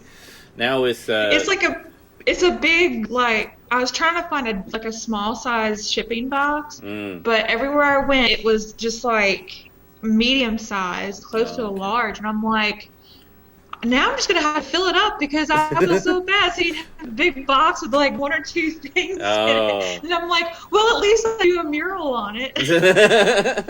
Awesome. So I'm just like sketching away. Dave's like, what are you doing? See, now I'm not gonna want to get rid of the box. That's the whole point. I'm like, he's gonna display it. Okay. Well, maybe I'll disassemble it and then splay it out so you can see the whole thing. There you go. There's like a hodgepodge of stuff in there right now. Usually there's like a rhyme and reason to the packages you normally get, but this is just like most people so much stuff. Most people seem to like theming them, so there's sort of like a theme that runs through them. A few viewers send me just very random stuff, like there's no real rhyme or reason to them. Like I think the ones that This Hidden World sends me are often very random. Just like, here's a bunch of films from every conceivable genre that I thought you would enjoy. Okay, cool. Well, so far there's comics, books, Blu-rays, DVDs, and a T-shirt in there. I like all of those things. I know. You're gonna be especially happy about the T-shirt. Oh, okay, good. Yeah. I'm always down for more T-shirts. Yeah. Anybody sending packages to me? Feel free to send me T-shirts, especially black ones. It's not black though. Oh, okay. So. Well, that's okay. But it won't matter when you see what's on it. Yeah. No, some of them don't matter, and some of them are actually better when they're not black anyway. Like I have you probably saw my G.I. Joe shirt. Yeah. Actually, it was Do Not Take It Seriously, and Sergeant Pepper sent me that one many moons ago, and it's got like the military green, like the khaki green, and then it has the G.I. Joe logo on it, which in that case that's G.I. Joe, so it's appropriate. And I got a Ninja Turtles one that's it's brown and it's got the turtles, the classic 80s turtles on it, and and cards. Speaking of which, cards, yeah, trading cards too. Yeah, I got to get like a binder or something for all these cards you keep sending me. Right now, I'm your trading card dealer. Yeah, they're in like a very neat stack right now, and I don't have anywhere to put them, so I'm gonna have to find like a. I don't know. I sent you some X-Men ones, didn't I? You sent me some X-Men ones, some Star Trek, a lot of Star Trek ones. Yeah. I think. I have some extra X-Files Season 3 cards I'm thinking about sending you, but I don't know if you would be interested in those. Me? Not interested in anything X-Files? You know who you're talking to, right? I know. I'm being sarcastic. Of course I'd be interested. Of course. I need to go through them. I played the shit out of that PS1 game. Did you like it? Yeah, I did. I actually really liked it. I've always liked full motion video games anyway. And that was definitely one of the better ones I played. Like, it really pulled you in, and you felt like you were living an episode. It was great. When I played it, the first time I played it, I was like, I want to say I was 10 or 11 when it first came out. Yeah. I was so angry because towards the end, you're supposed to do a specific thing to get the right ending, and I couldn't figure it out. And I was like, oh my god, I'm so mad. I think I had to cheat a little bit at the end just to get the good ending, but I did the rest of it. Basically just playing like gangbusters. You need to play the PS2 game Resist or Serve. I'd like to. It's more along the lines of Resident Evil. Yeah. But I don't know. I liked it because you can play either as Mulder or Scully, and depending on which one you pick, it's it's the same storyline, but it's a different gameplay experience for each one. Yeah, that's cool. Yeah. So it's basically 2 games in one. Oh, excuse me. Yeah. No, it's awesome. Well, now that I actually have some money coming in, I can start putting together packages for other people. Not look like such a leech.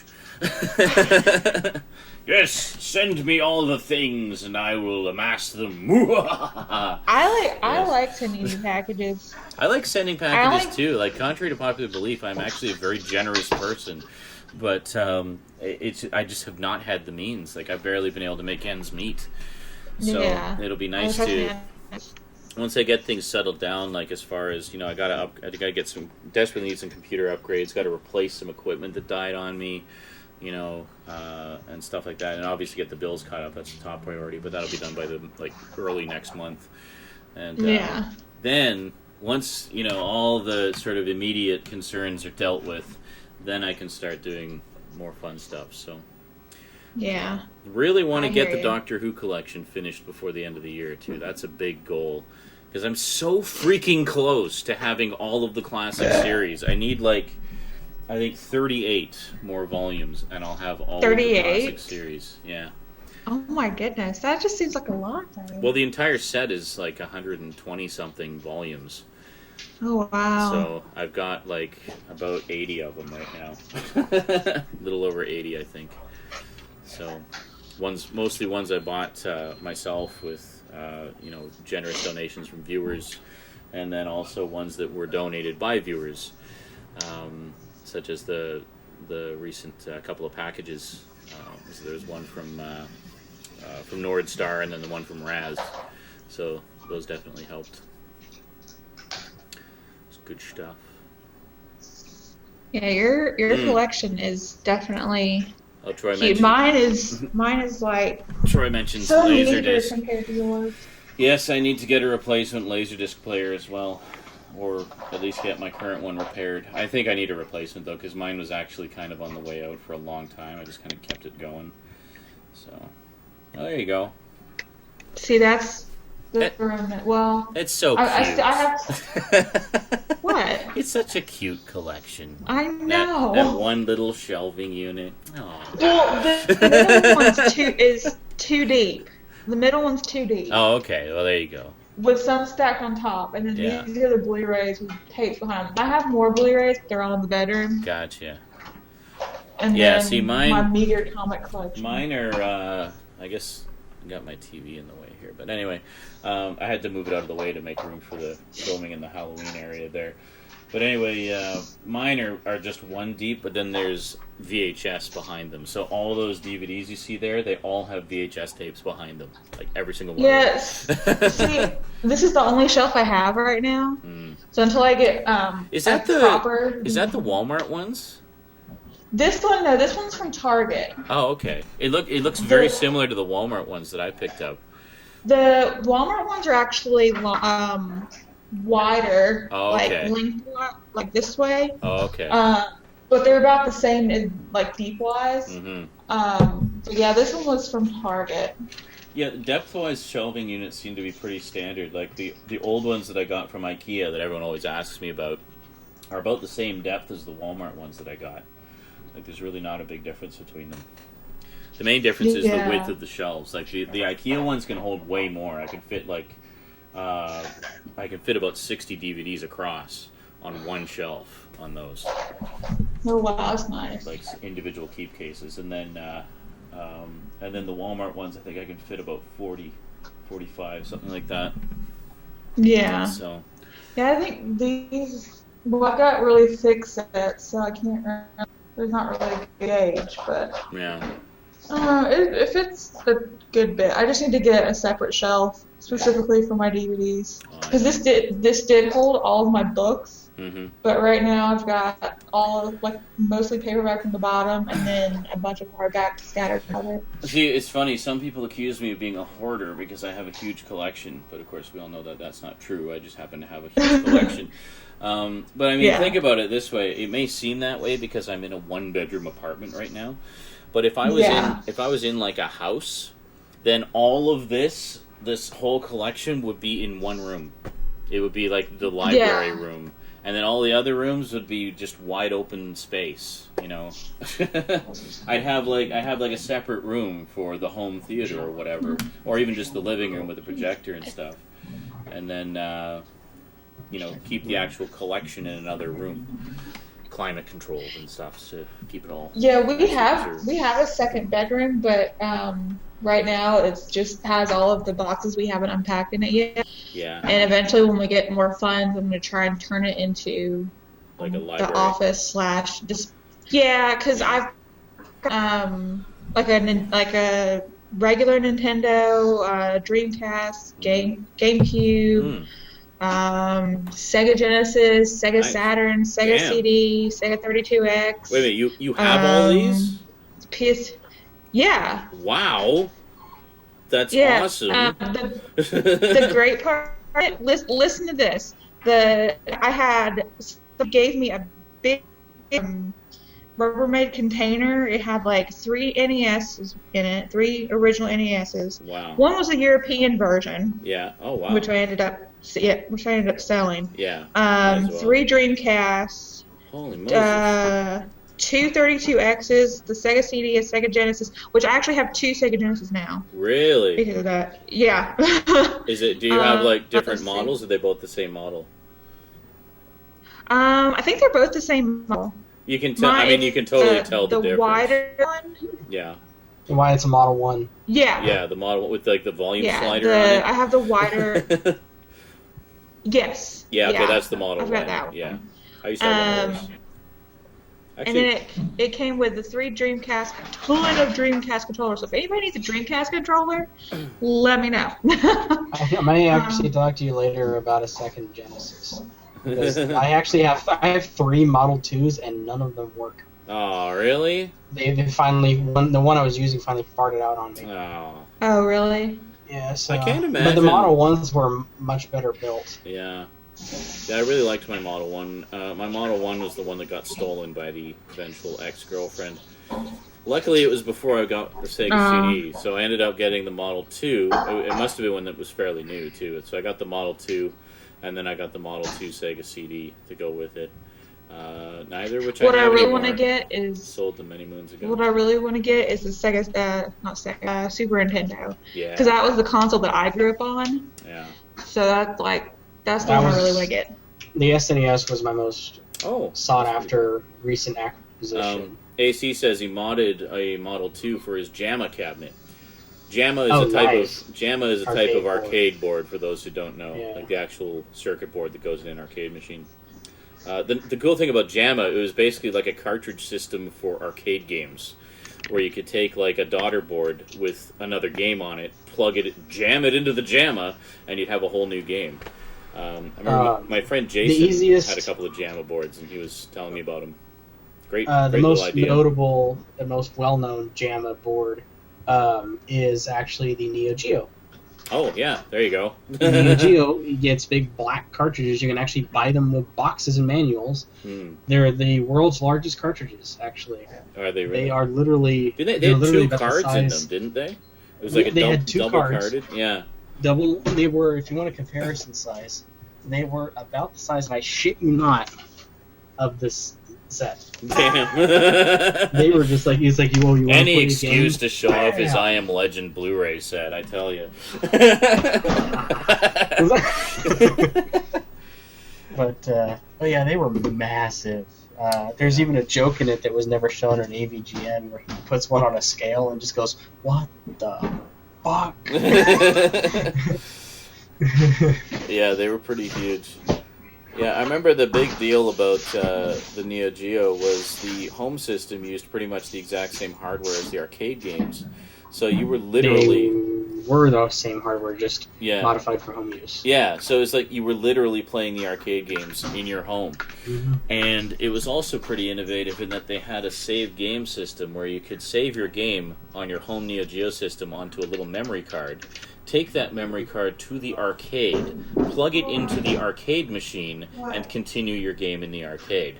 Yeah, there were some rare circumstances where if you knew the owner or knew the people that would work there, and you had there are 2 different versions. There was the MVS, which is the home version. There's the what is the other one? The MVS and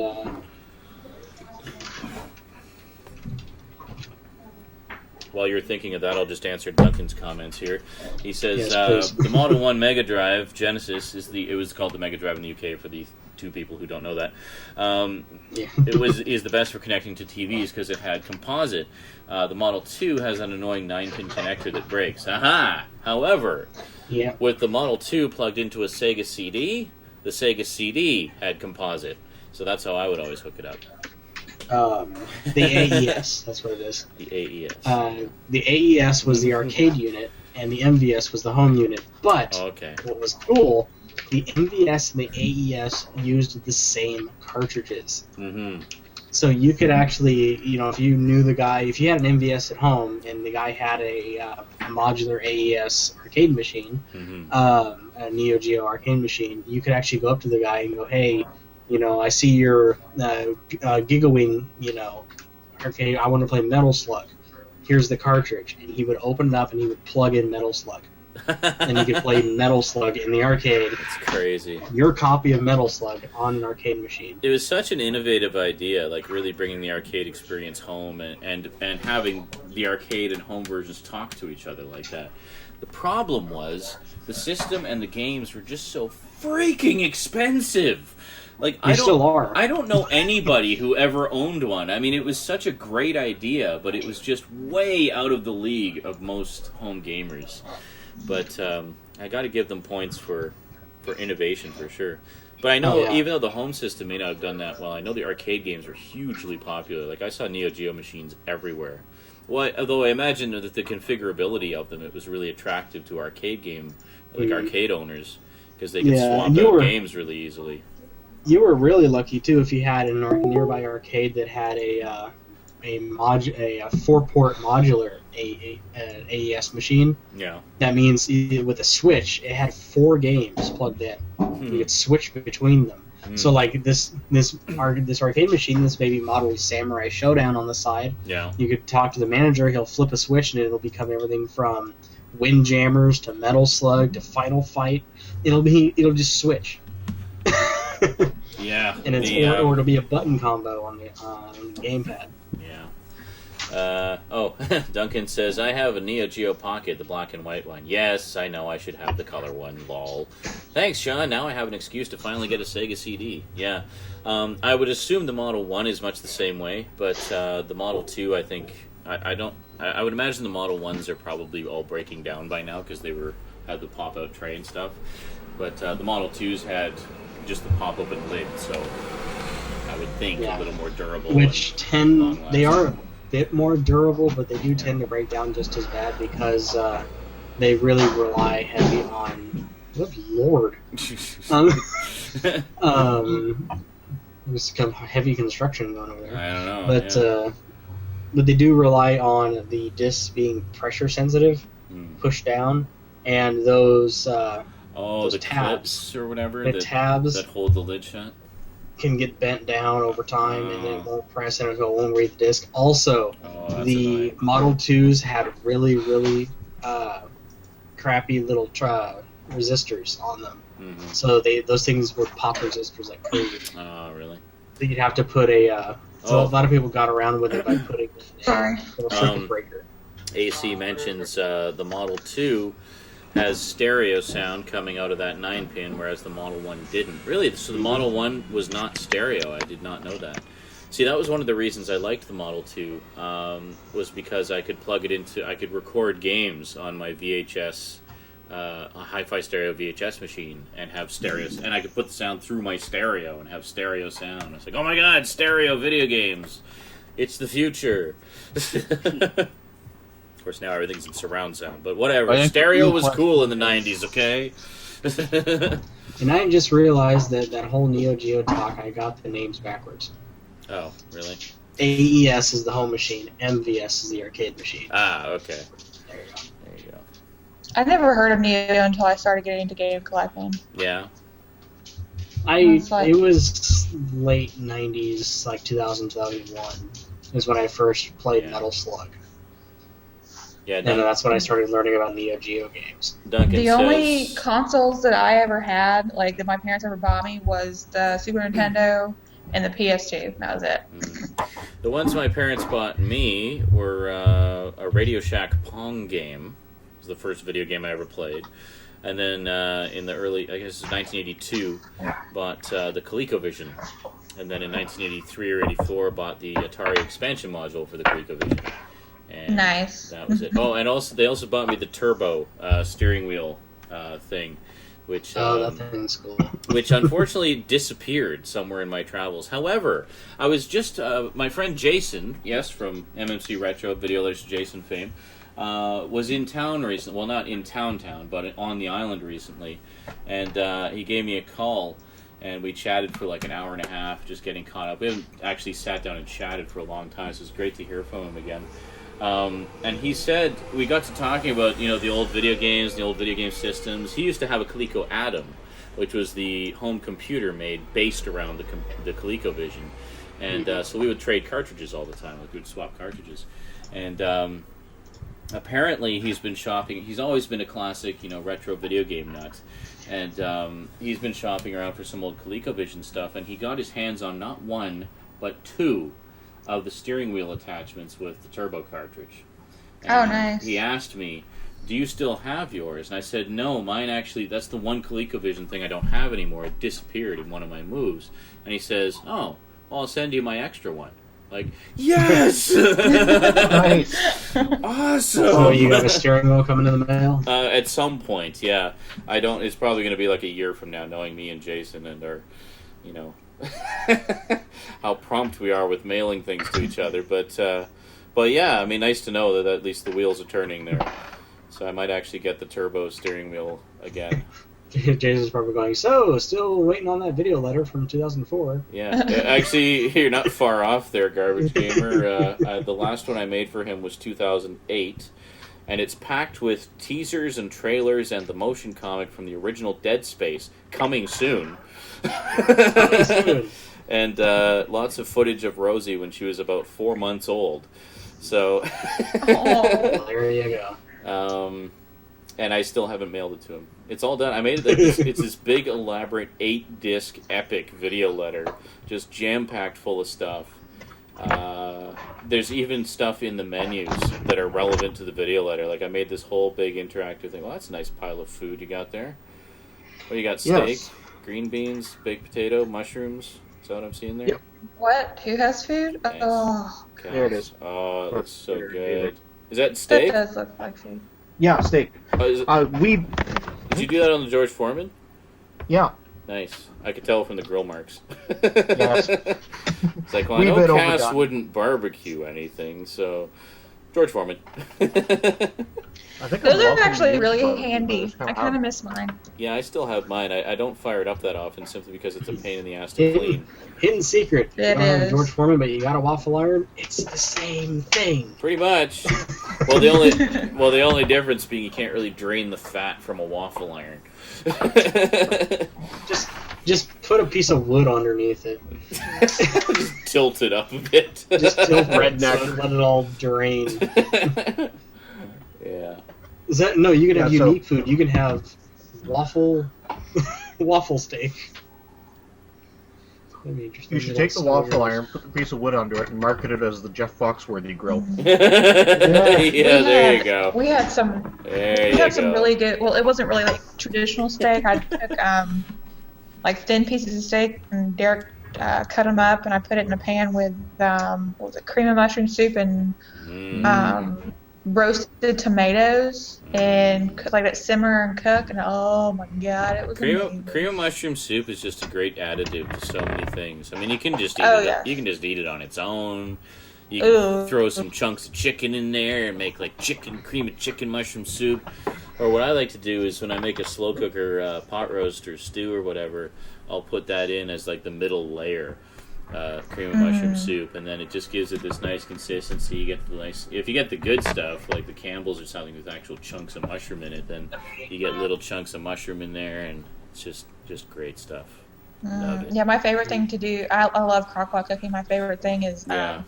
I call it Crock-Pot cream cheese chicken. You basically throw your chicken breast in, a slab of cream cheese, corn, rotel, and rinsed black beans. and you put it on low for like 6 hours. Yeah. At the 2 hour mark, you kind of stir everything around, and then closer to the 6 hour mark, you shred your chicken and you serve it on top of rice, and then the leftovers you can put on like tortillas and stuff. Nice. It's so good. Good. Derek loves There it. you go, Sean. This is what a Neo Geo Aes Card Collection looks like. Holy Moses. In the boxes. Oh, that's pretty nice. See how many of these I recognize. I can't actually read all the titles. Never mind. Some of them look a little bit familiar. But Neo Geo games I used to play a lot were Ninja Combat. I loved Ninja Combat. Sengoku, of course. A lot of people talk about Metal Slug. I never really played Metal Slug that much.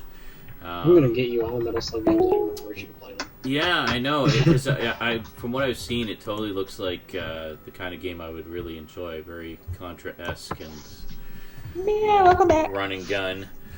What the hell else did I play? Oh, Magician Lord, of course. Loved Magician Lord. Actually, the game of Magician Lord was okay, but the thing I really liked about it was the music. I just loved the music. Neo Geo's always Lord. had awesome. They had CD quality audio. Like, pretty impressive. Yeah. And always just really rockin', get your adrenaline pumping soundtrack. I actually, thanks to Classic Game Room, I learned about a new type of Neo Geo that I had never heard of before. Really? Called the Hyper Neogeo X. Ooh. And it is a 3D Neo Geo arcade machine. Really? And there's very few games made for it. Maybe only 9 or 10. Yeah. But the Hyper Neogeo X, the games look a lot like PlayStation games. Yeah. There's that era and stuff like that. Yeah. So the games have a very blocky look to them. But there's like a 3D Samurai Showdown, a 3D Fatal Fury. Right. I actually played one of the games without even knowing it. Mm-hmm. There was a PlayStation version of Fatal Fury Wild Ambitions. Okay. And the PlayStation version was actually a port of this Hyper Neo Geo version. Oh, really? That's hilarious. Yeah. Little did you know. I remember the 3DO had, they were working on a second generation 3DO. It was just codenamed the 3DO Mark II. And I remember seeing a demo reel for it. And basically it was going to be like the PS2, which at the time was, pretty impressive because we were all used to the sort of blocky, chunky 3D of the PS1 era. Yeah. So, but unfortunately, the 3DO company kind of tanked shortly after that because nobody was buying the console, and they became strictly a games company. At least the company stuck around for a while, but as a hardware maker, they just tanked.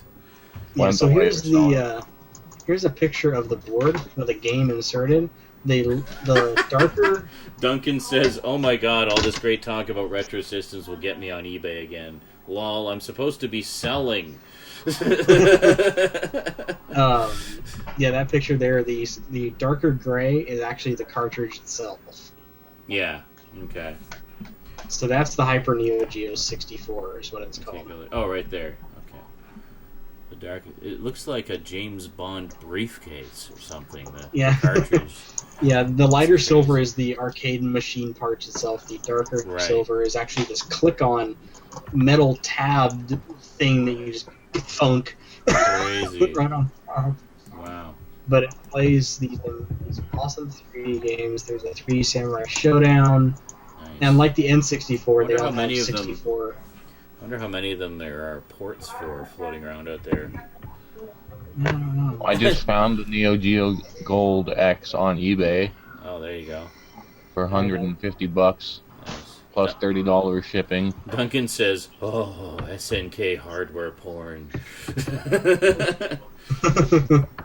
See, the light gray thing goes on top of the other gray thing and inserts into the cartridge slot. Apparently there were only 7 games made for it. Wow. Beast Busters, which is a rail shooter. Was it ever released anywhere, or did it not make it past prototype stage? Oh no, it was released. Like how I found out, Classic Game Room actually has one. Oh, really? Yeah. Wow. There's Vicari 1, Fatal Fury Wild Ambition, Road's Edge, Samurai Showdown 64, Samurai Showdown 64, Warrior's Rage, and Extreme Rally. Oh. Did you They're the finish only all that games made food already, Cass? No, God, no. Oh, okay. It's just like, is he done? No, I was just looking at something on a website. Curry 1. What is I this? take breaks to chew. I just got a comment on my review of the Dungeons and Dragons DVD set from a while back. It says, great series, D&D, but you know what I couldn't understand in this show? The fact that all of these kids were basically good-natured and caring, except for the Cavalier Eric. What a complete douche! He was such a whiny prick that made you wonder why the rest of them would even associate with such a putz. Yes, That is true. That is true. I've always hated that character. Yeah. Voiced by Donnie Just Most effectively. of Happy Days. It's Don Most now. Don, It's Don yes, Most. that's right. He was that guy in Happy Days. I was just thinking of that the other day, too. That's funny. Donnie Most rise from the mist. At least he's not fucking Oon. I would hope Donnie Most isn't fucking Oon. Yeah. So weird. Why would anyone want to fuck Oon? He's got that big staff. I'd be worried about fucking him. Oh wow! I just got a comment on the recent package opening where Neil Murray Gray sent me Iron Man 3 and Avengers, and regarding the Avengers metal case, it's called, it's called a Viva Metal Box. It says, FYI, Sean, that Avengers metal case is actually called a Viva Metal Box, which is no longer available to be released in North America due to an infringement lawsuit by Scanavo, the manufacturer of Steelbook. So, wow, kind of a rarity then. Very cool. Awesome. Ah, fuck! Oh, thank God that was empty. I need to get a refill. I'm not drunk enough yet. Everybody's asking me to review Avengers, so clearly I need to watch it and do a video giving my thoughts about it. We need to Beatle it. Okay. We all have. Well, the movie's on Netflix. Do we all? I think we all own it now, don't we? Well, it's on Netflix. I don't. And it's on Netflix. All right. Well, we can Beatle it then. Maybe we'll watch it tonight. Why would we Beatle it if we all have it? Because Cass doesn't have it. There There's Cass ruining everyone's fun again. But no, didn't you have Netflix? Oh, yeah, I do, yeah. Oh, well, there you go. You just watch Netflix. That'll be better than It's Beatle not anyway. on the Canadian Netflix. What? That's It's not, on Fucking American Netflix. Netflix only That's not- because it's okay. Canadian Netflix doesn't have rights to Disney. That's bullshit. That's okay. I think Cass has American Netflix anyway. I can get it. We'll be using Tunnel Barrier. Okay. Well, there you go. Perfect. I just don't know how good I don't know how good the transfer speed would be though if I'm doing that and Hangout at the same time. Yeah. It might be better to Beatle it. Because actually, sometimes when I'm even just running American Netflix, it'll hang up every once in a while, just for a second, but still. Yeah. Just Beatle it. Just Beatle Fine. I'll just Beatle it. Are we talking about doing that tonight? Maybe. I don't know. I could potentially. I'm gonna have to duck out at some point to pick up my landlord. He's getting drunk as we speak. Awesome. Well, I was thinking it would be fun to watch while I'm getting drunk.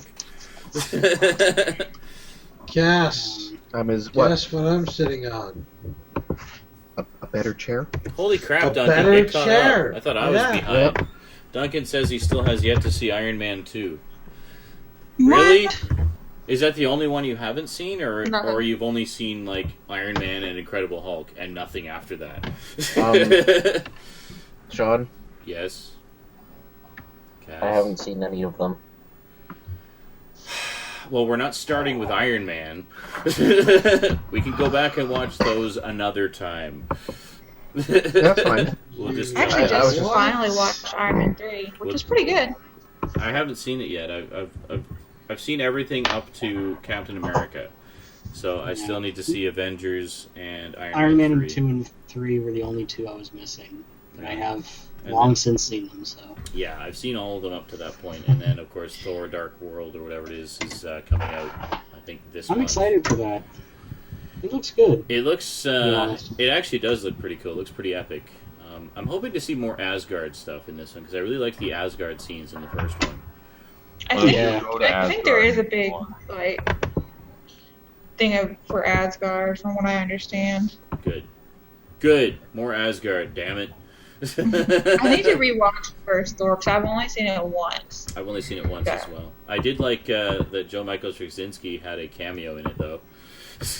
Actually, yeah, I think I've only seen it once, too, because I only saw it in the theaters. Oh, really? Yeah. Captain America 2 is next, says Haji. Oh, good. They're supposed to be doing Ant, I think, next. So apparently Duncan has only seen Iron Man and Hulk, so he's got a fair amount of catching up. So he's got, in order, of release date anyway, you've got, what is it, Iron Man. So you got Iron Man 2, then you got Thor, then you got Captain America, then you got Avengers, then you got Iron Man 3, and then Thor 2. Yeah, Captain America was actually my least favorite. We were talking about that the other night. There's aspects of it that are okay. But I still say the first Iron Man is the best one so far. The first Iron Man actually, was without awesome. even trying, I saw everything technically in chronological order. Oh, yeah? Yeah, I saw, it was, however it went, Iron Man 2, Iron Man Incredible Hulk, Iron Man 2, then Thor, Captain America, Avengers, and Iron Man 3. Oh, so you're talking about like actual chronological story order. Yeah. So yeah, I guess technically Captain America would be first. Mm-hmm. But yeah, that's funny. Yeah, and I think an Incredible Hulk does actually occur before Iron Man, doesn't it? At least occurs the before Iron main Man 2. At least the main part of the movie. Oh, okay. So it is Captain You America. see Iron Man first. Iron Man's the first movie in the whole Marvel is it? thing. Okay. Yeah. And then Captain America, and then Hulk. And then Hulk, and then Iron Man 2. Yeah. And then Thor, then Avengers. Because I know the scene at the end of Hulk is basically directly related to Iron Man. Yes. That's why you need to see Iron Man first. And there's also a mini movie, like one of the Agent Coulson mini movies, that sets up that scene at the end of the Hulk. Actually, now the new chronological order is Avengers, and then the TV series Agents of S.H.I.E.L.D., then Iron Man 3. Oh, really? Yes, I can say that. Wow. I have the first few episodes of Agents of S.H.I.E.L.D. on standby. I haven't watched them yet, though. It's on Hulu Plus. I've been thinking about watching it, but I don't know. I keep meaning to. Apparently there's like hella references to Marvel superheroes in it. I don't know how many you're ever... I've been too occupied with watching Hannibal Season 1. I don't know how many you're actually ever going to see in the show. Maybe the occasional cameo in human form, because it would be cheaper. But there are what you call flash cameos, where you'll see like Captain America's shield fly by, or you'll see like Hulk's eye, or something like that. And that's really it, because it's mostly just like they're talking, and then they'll like reference the Avengers, and they'll just like quick flashes at the screen. Yeah. Oh yeah, Robes raises an interesting point. He says, "I always wish they put that Incredible Hulk scene after the credits." Yeah, it's kind of odd because all the other movies, that's what they did, except that one. They just slipped it in before the credits. But yeah, I totally agree. I think it would have been better as an after credits bonus, like all the other ones. Thor is definitely the last movie to see before Avengers because it sets up Avengers. Well, yeah. Well, well, technically they all do. Yeah. They all do because of that last scene. Thor is the only one that directly sets up Avengers. Where it says "See you in the Avengers." Well, but wait a minute. I thought that it occurs like almost parallel to one of the other ones. Because don't we see Thor's hammer in one of the other movies? There's just they're Easter eggs. They're non-canon Easter eggs. Are you sure? I think they made a good choice doing that.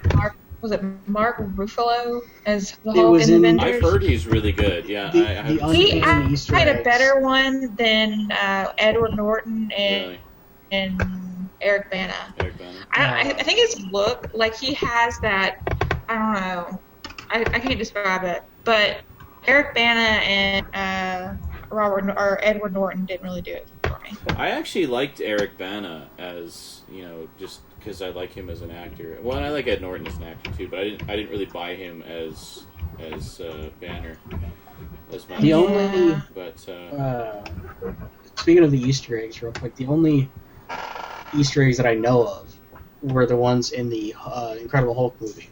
yeah, Mm. yeah, you see Captain America's shield somewhere in there, don't you? Yeah, you see. Well, that's where also Thor is. Apparently, there's a lightning bolt, and it's supposed to be Thor. But the other one is in the ice. You can see Captain America's shield. Oh, okay. But that's really it. So that one could very well be canon, though, because he would have still been frozen at that point. Oh yeah, sure. Why not? That's easy to slip in there. They could easily be canon, but they weren't anywhere directly referencing the Avengers at all. They were just, look, we're Marvel. We have other.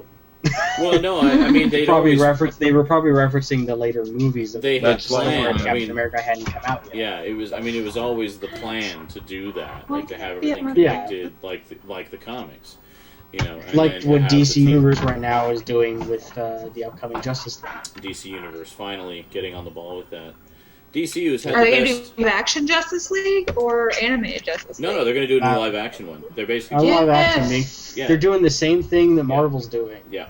So they're doing They're a bunch of solo telling movies. big epic stories Doing a of bunch all of the Justice League members. Yeah, a bunch of solo movies and then a Justice League movie. So they're doing exactly the same thing, which I think is great. About damn time. It's only taking them forever. I know.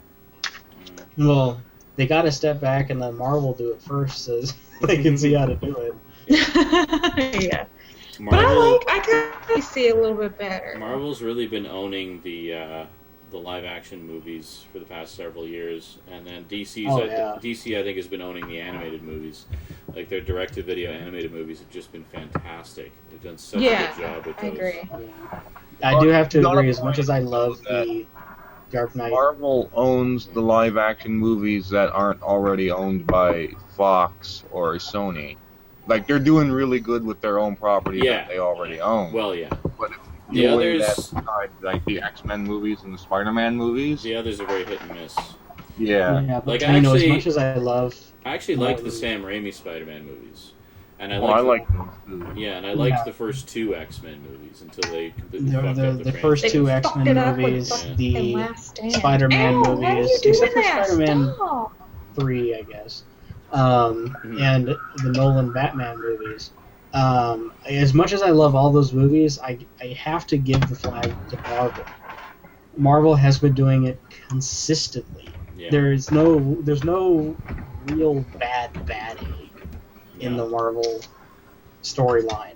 No, like I mean, even the lesser films in the series at least have some redeeming quality about them. They're still quality films, you know. I'm not saying they're all perfect, but they're all redeemable. As in, you all see them as at least decent films. Absolutely. Stop, and he can scratch. I'm gonna get a quick refill, and then we should probably get into wrap-up mode because we're past the 2-hour mark, and I want to watch Avengers. Damn it! I'll be back. But yeah, you know, with that one, I got to give my hat to Marvel. They haven't yet to make a really bad movie. DC, on the other hand, has a few stinkers up their sleeve already. You know, Green Lantern. I've been kind of digging DC comics more than I have Marvel. Out on that one. What? What do you mean? What are you talking about? Green Lantern as one of the DC stinkers. Green Lantern wasn't that bad. I liked it. Green Lantern, let's see what else there is. Green Lantern, Spider-Man 3, X-Men 3. Let's see. Honestly, there's not much else. Time to break the seal. Yeah. Really, that's about it. So just those three are just, you know, you don't even want to bother, to be honest.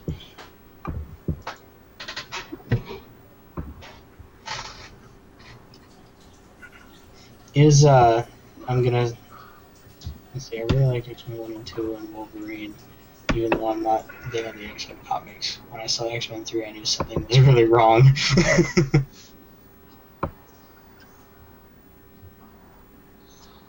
I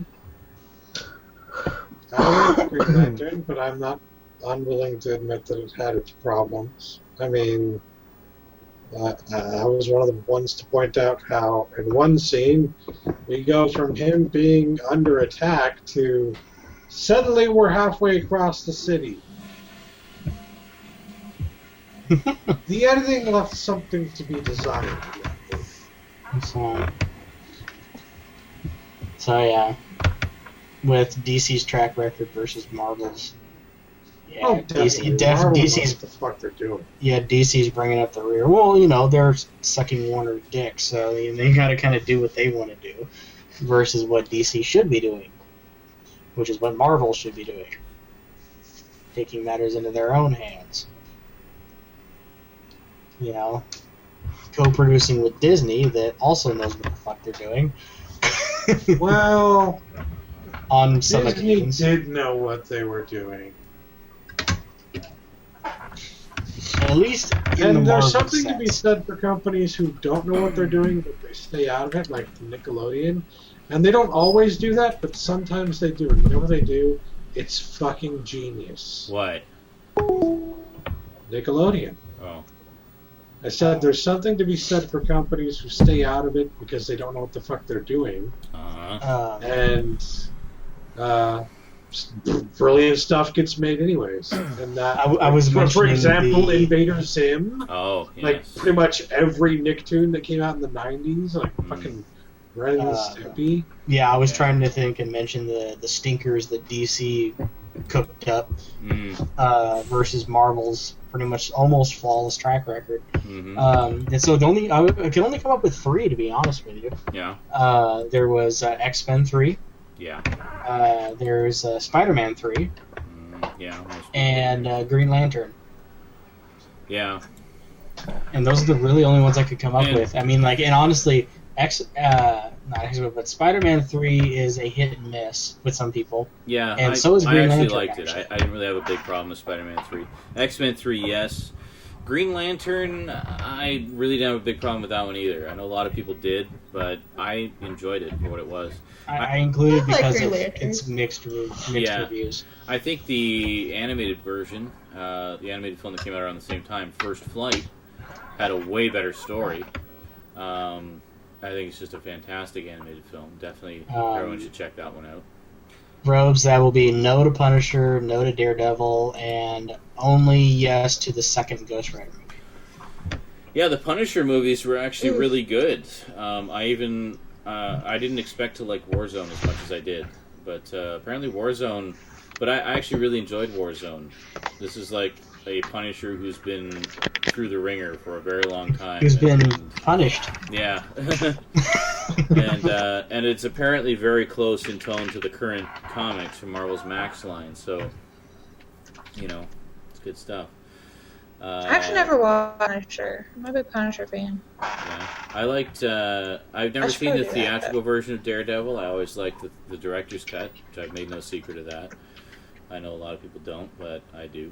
I found the first Ghost Rider to be a hell of a lot of fun. Yeah, I actually enjoyed the first Ghost Rider. It was fun.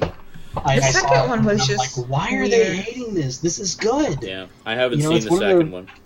It's one of the few acting roles that what's his face is good. Apparently, Nicolas Cage. That Nick Cage can actually do besides the frickin' National Treasure movies. Yeah, I wasn't wild about Elektra. I've only seen the extended cut of the first Fantastic Four movie, and I liked that one. It's got a lot of little character moments that were cut out of the theatrical version. This is for the chat, just to put a barrier here. Keep in mind that we're not going pretty much any farther back than Fantastic Four, so no mention of Catwoman with Halle Berry, because we're mostly going to mention on stuff that could later end up to be as in like a Justice League movie. Yeah.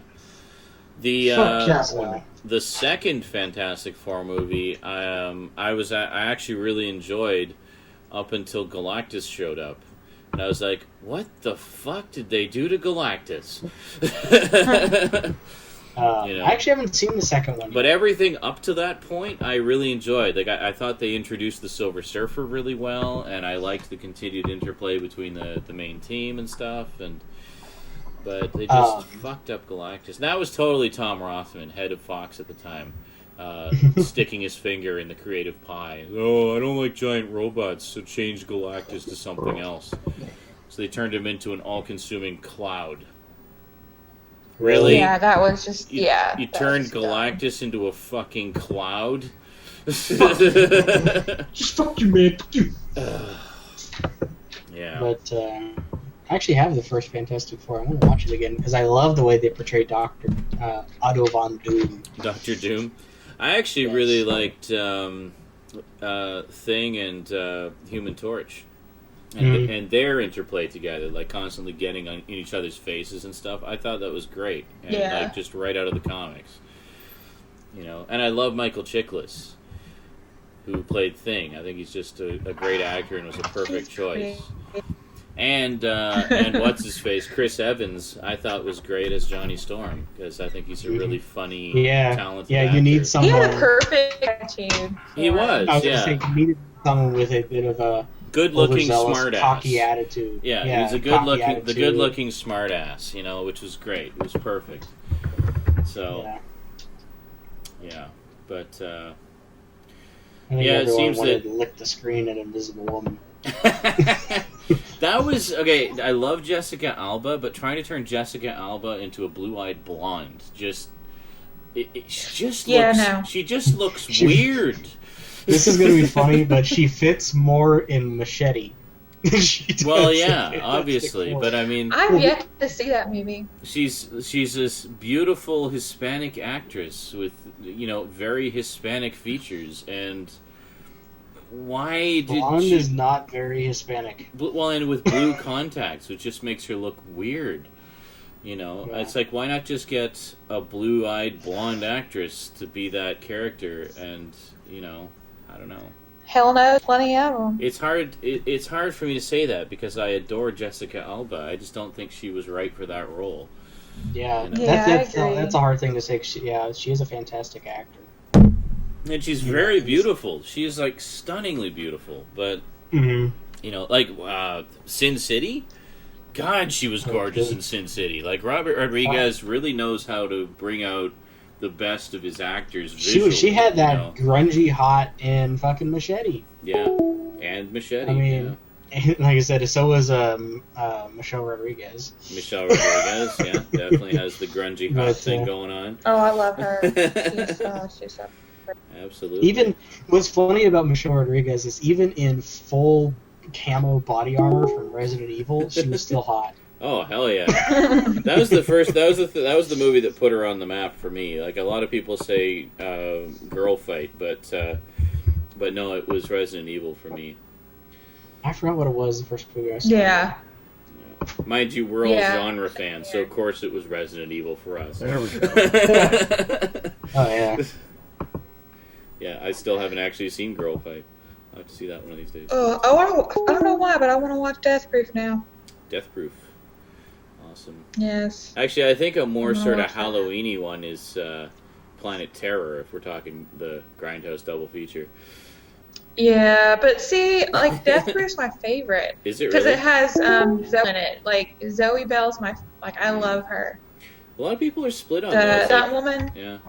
A lot of people loved Planet Terror more, others love Death Proof more, and some people just don't have the time I like for them either. both because they're very different movies. They really are, yeah. That's true. I'm both, but if you asked me to pick a favorite, I would pick Death Proof. Really? Honestly, I would go with Planet Terror simply because it's got more of the off-the-wall cheese factor to it. Yeah, that's true. And I would have to side with Jezzy. I would pick Death Proof as well because I had not seen such a badass car chase scene since fucking Blues Brothers. That's true. I know. It's very much a car-oriented horror movie, and it's got some amazing stunt work in it for sure. Like there was the one girl who was on the hood of the car through so much. Zoe. Of it. Oh, that's who you're talking about. Yeah. Zoe. Yeah, sorry, I've forgotten all the names. But she's actually a professional stunt woman. She is. She's a professional stunt woman. She actually did all her own stunts. She did that. Yeah, she was Xena's Lucy Lawless's stunt woman in Xena. Yeah. And a bunch of other shows. Mm-hmm. She's great. I love her. Yeah, it's good stuff. Now I want to watch Grindhouse again. I want to watch the Blues Brothers. Damn it! I need to watch the review put up today for Changeling and Which one? Oh, the other one. The Haunting of Julia. Yeah, I don't care if it's not Halloween related. We're watching Machete. Machete's fun. There was some that came on USA channel ages ago when they were doing like their original movies. Mm-hmm. And I want to say that it was called The Changeling. Yeah. But it wasn't like the old one that you're reviewing. It was something all else. I remember is there was this thing in a cage, mm-hmm. and it could grant wishes. Oh, weird. And it changed, like it just, yeah, it was weird. But I remember it was called The Changeling. Every time I try to go find it, like so maybe it was nothing an actual except changeling. For the one you reviewed. Yeah, because I think the sort of mythological definition of a changeling is kind of like a mischievous fairy, like it might be what that one was based on that you were talking about. I think so. Which I thought that's what this one might have been, the George C. Scott one, but it's not. It's the term changeling has a few different definitions, and in this case, it's not the fairy thing. It's something very different. It's more like psychological, I would think. I've not seen the old one. I don't want to say too much because to sort of define it definitively would potentially be a spoiler. But it's not actually a supernatural explanation. It's more of sort of a physical transference, I guess we could say, a physical exchange. But I've really been lacking on my horror watch. I definitely recommend The Changeling, though. That one was sent to me by Falagar517, one of my longtime viewers, and it was one that was on my radar anyway. I just hadn't got around to seeing it. Damn, it was really good. It was really, really well done. And it was one of the more interesting and twist and turn filled backstories, like when he sort of dives into the mystery of who this ghost is and where it came from and what it wants, and you find out all the things that happened leading up to the haunting and stuff, and it's really, really interesting stuff. Definitely keeps you guessing. And George C. Scott is just so fucking awesome. I need to watch this. Which one? I haven't watched any of this yet. Ooh, all my big Fulci clips. Which ones has it got? Yeah. Wow, it's got a lot in it. It's a different version. I had a friend give it to me, and I don't know if it's Italian, French, Yeah, I haven't seen that collection what. here. But I know it's. Yeah, I can't get it on eBay or anything. I know it's got House by the Cemetery, The Beyond, Oh, Nightmare Concert. The Beyond is really good. That's considered his masterpiece. And three other ones that I have no idea what they are. I've got the UK Arrow video release of The Beyond. That's a really fucked up movie. Yeah, it's got like... It's great. All it is like the slim packs. Yeah. And It's got different... yeah, make that... It's from... Make that part of your Halloween viewing, man. That's... Fulci's great. I need to, because I haven't done any videos for Halloween. Do you have House by the Cemetery in there? I do. Yeah. How about City of the Living Dead? I think so. Yeah. I think I do have that one. Yeah. Because apparently, Skinslip was telling us a while back, House by the Cemetery, City of the Living Dead, and The Beyond are all considered part of a trilogy. So they all kind of go together. Oh, okay. Yeah, I think it is in here. It says it's from Neo Publishing. Okay, I don't know that one. 1+1 video? I don't know. I think it might be a black, though. Yeah, speaking of horror movies, just recently... Robes Marlin says, I saw the other Changeling this morning, and I guess the one that you're talking about, Jedzia, and I was excited to see your review right after, but you did the older one. Sorry. I want to find talking about and watch it again. Well, I guess I'm guessing it's out there.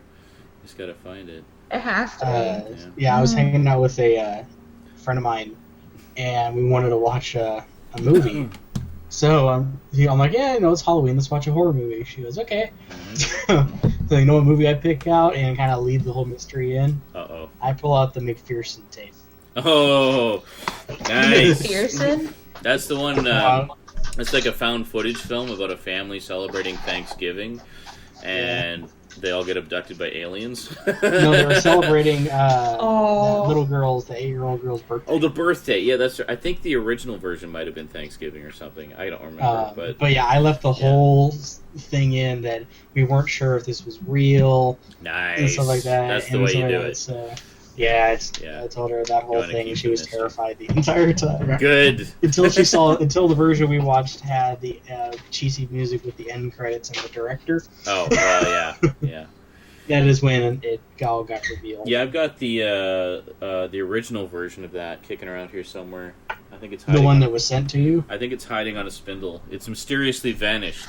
Actually, I found it on YouTube, and it was in great quality. Really? That's cool. Yeah. That one's hard to find. I was hunting if for you that just for look a while. up, Till finally a viewer sent it to me. UFO abduction or McPherson tape. Yeah. If there's only one person who posted it. Yeah, there was, for a long time, you could only find clips of it on YouTube. And everyone was like, where do you get the whole thing? Come on! And it circulated all the way to Japan. There's those Japanese, shock videos that show in the corner. I've seen that, yeah. The McPherson tape. And they're all laughing through the whole thing. It's gee, way to just take all the impact out of it. But the original version was done literally just with a home camcorder and a bunch of family and friends, and he did it as an independent little movie sort of experiment. And I think they did it all in one take, it was all one long extended take, which is pretty ambitious. And then it's so good, though. A lot of the lines were, there was a structure to it, obviously, where certain key things had to happen over the course of it, so they would time everything, and then everyone more or less ad-libbed their lines. And then, it was so well received that I think it was Dick Clark Productions funded a TV movie remake of it. So it was an extended version with new actors and stuff, and a little bit more production value. And that was the one that's most commonly seen. So it's slightly long. The original version is only about an hour long. It's really short. Yeah, it's an hour and 29 minutes. Yeah, and then the new one, the remake, is an hour and a half. So, but another really good one, if you haven't seen it, is the Poughkeepsie tapes. Yes. I heard that one's real too. That one is just good. Psychologically fucky. It makes you squirm in your seat with discomfort. Yes. But it's basically one about a serial killer that's going around, and where they found, it's another found footage thing, where basically they found this cache of VHS tapes, and it was this serial killer that had videotaped all of his victims. So it has him stalking his victims and kidnapping them and then finally killing them and all the various things that he did to them.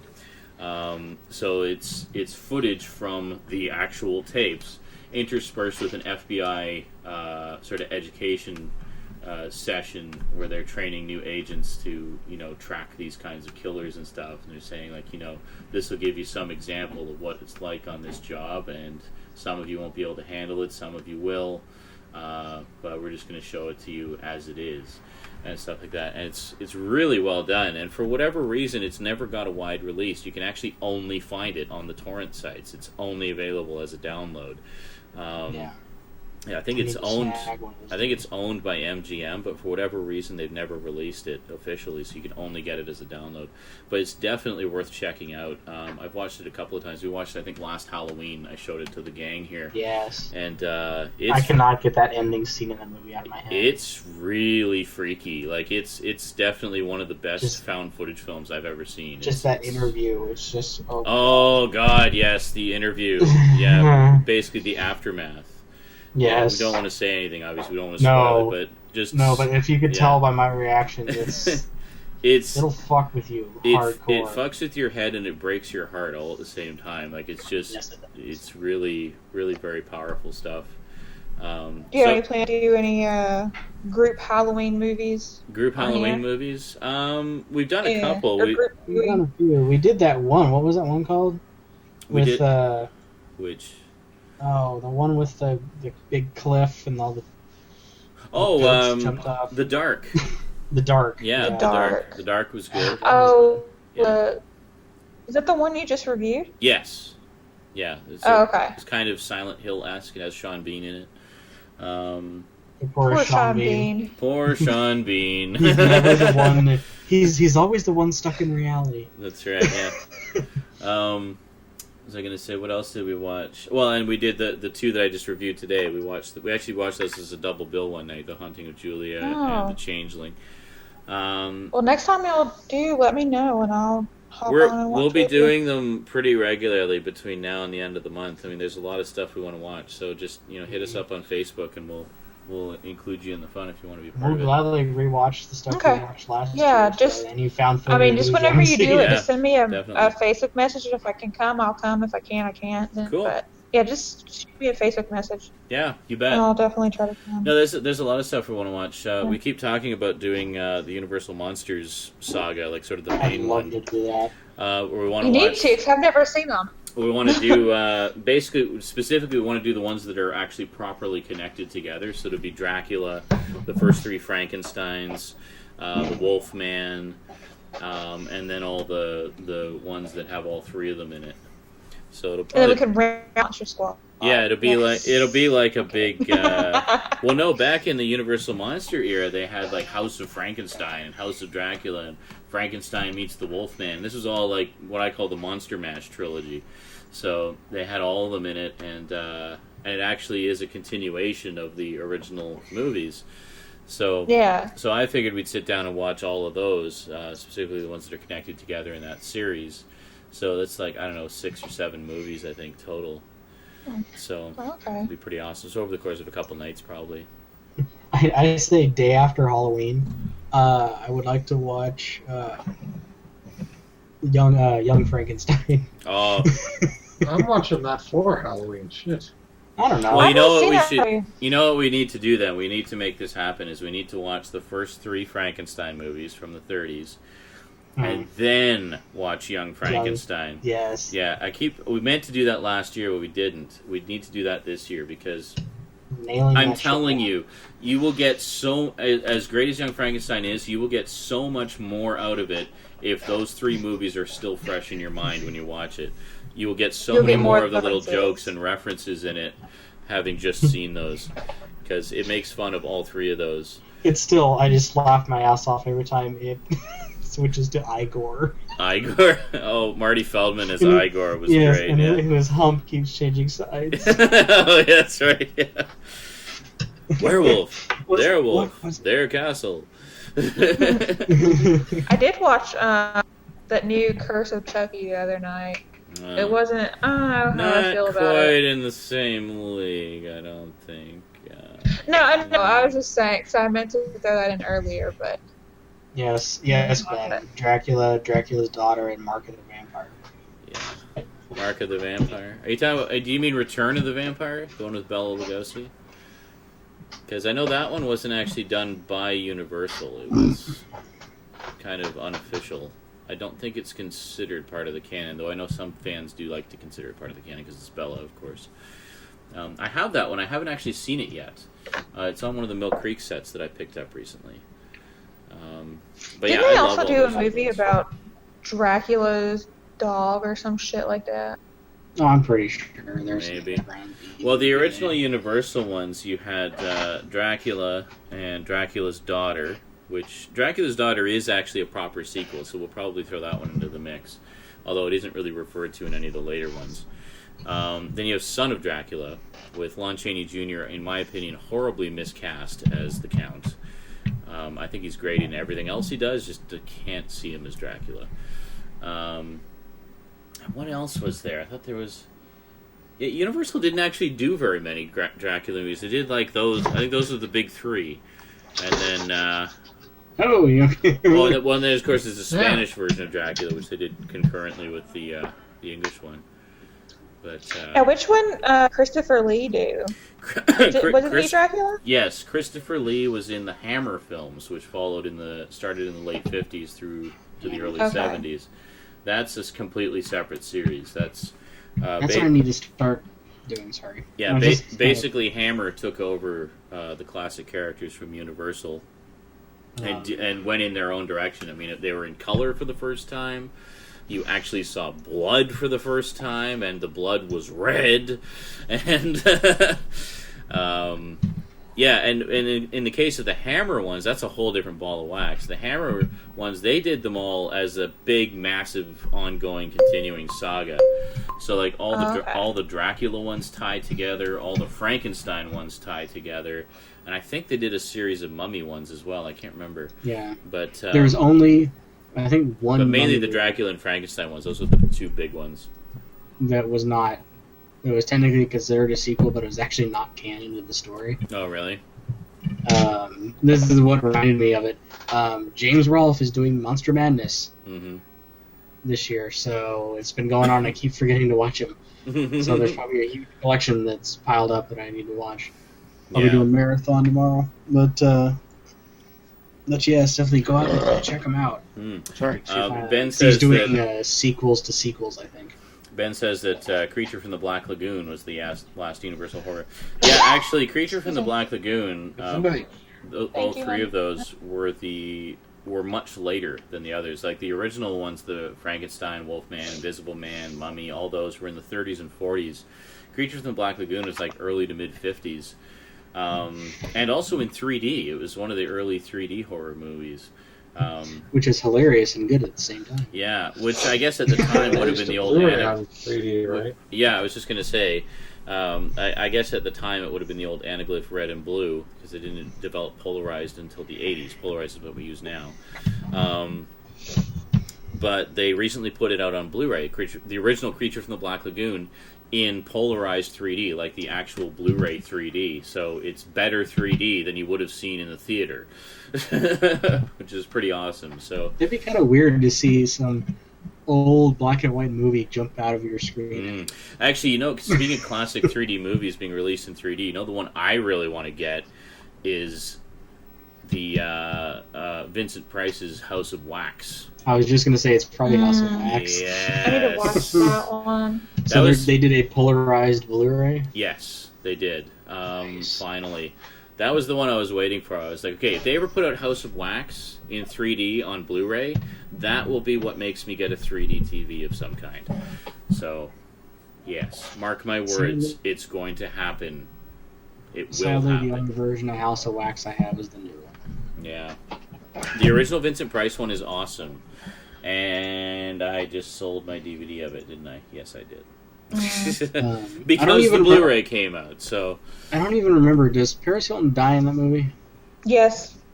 Okay, that's she why does. I kept the only good thing about that movie, apparently. I was just going to say, that's the reason why I kept it. Didn't just throw it out the window as soon as I got it. So I got it given to me. But God knows I would have never paid money for it. Yeah. But I think the only reason I kept it is Marcus, that was like in the heyday of all those like remakes of slasher films, wasn't it? Like you had House of Wax, Texas Chainsaw Massacre, a few other ones, wasn't there? Marcus says regarding the Hammer films, they did do a Mummy series, but only the first one has Peter Cushing and Christopher Lee. Yeah, Peter Cushing and Christopher Lee were kind of the mainstays of the Hammer horror pantheon. Christopher Lee, primarily known as Dracula, but also played the Frankenstein monster in a lot of the Frankenstein movies. And Peter Cushing was always Van Helsing, or Dr. Frankenstein, or what have you. So they often worked together in those. Why does Peter Cushing sound so familiar? He was a doctor in Doctor Who, wasn't he? He was in the '60s movies. Wait, no. The two big screen movies they did based on the Daleks. He was Doctor Who in those. Yeah. Okay. I really wish that we could get a collection of the Hammer horror films similar to what we got for the Universal Monster movies. Some kind of legacy. Gorgeous. Yeah, some kind of legacy collection that actually has them all. Like, just group them by monster, like the Universal ones did. Give us a Dracula set with all the Hammer Dracula movies. Give us a Frankenstein set with all the Hammer Frankenstein movies. I'll be all over that. That would be nice. All over that. Yeah. They have something like that in the UK. They actually put out a set, like a Hammer horror legacy set of some kind that has like 30 movies or whatever in it, and it's awesome. I don't know why we couldn't get that. Raptor asked me, is the Omega Man any good? Yes, it is. See it. Omega Man's awesome. Charlton Heston for the win. Charlton Heston fighting zombie vampires for the zombie Hippie vampires for the win. There you go. Yeah, actually, that was the actual thing for the book I Am Legend, right? Like the actual yeah, the original book the original book was Omega Man. Yeah, it was the original book was vampires.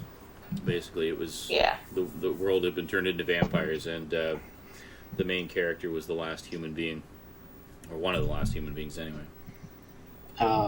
There's actually been 3 adaptations of it. There's Last Man on Earth with Vincent Price was the first one. The Omega Man with Charlton Heston was the second one, and then I Am Legend with Will Smith was the third one. All 3 of them are apparently both faithful and unfaithful in different ways. Really? None of them apparently are definitive adaptations of the book. The book apparently is from quite what I different hear, from all of them. I Am Legend is pretty damn close. I Am Legend is pretty close, but it still misses the mark on a few key points.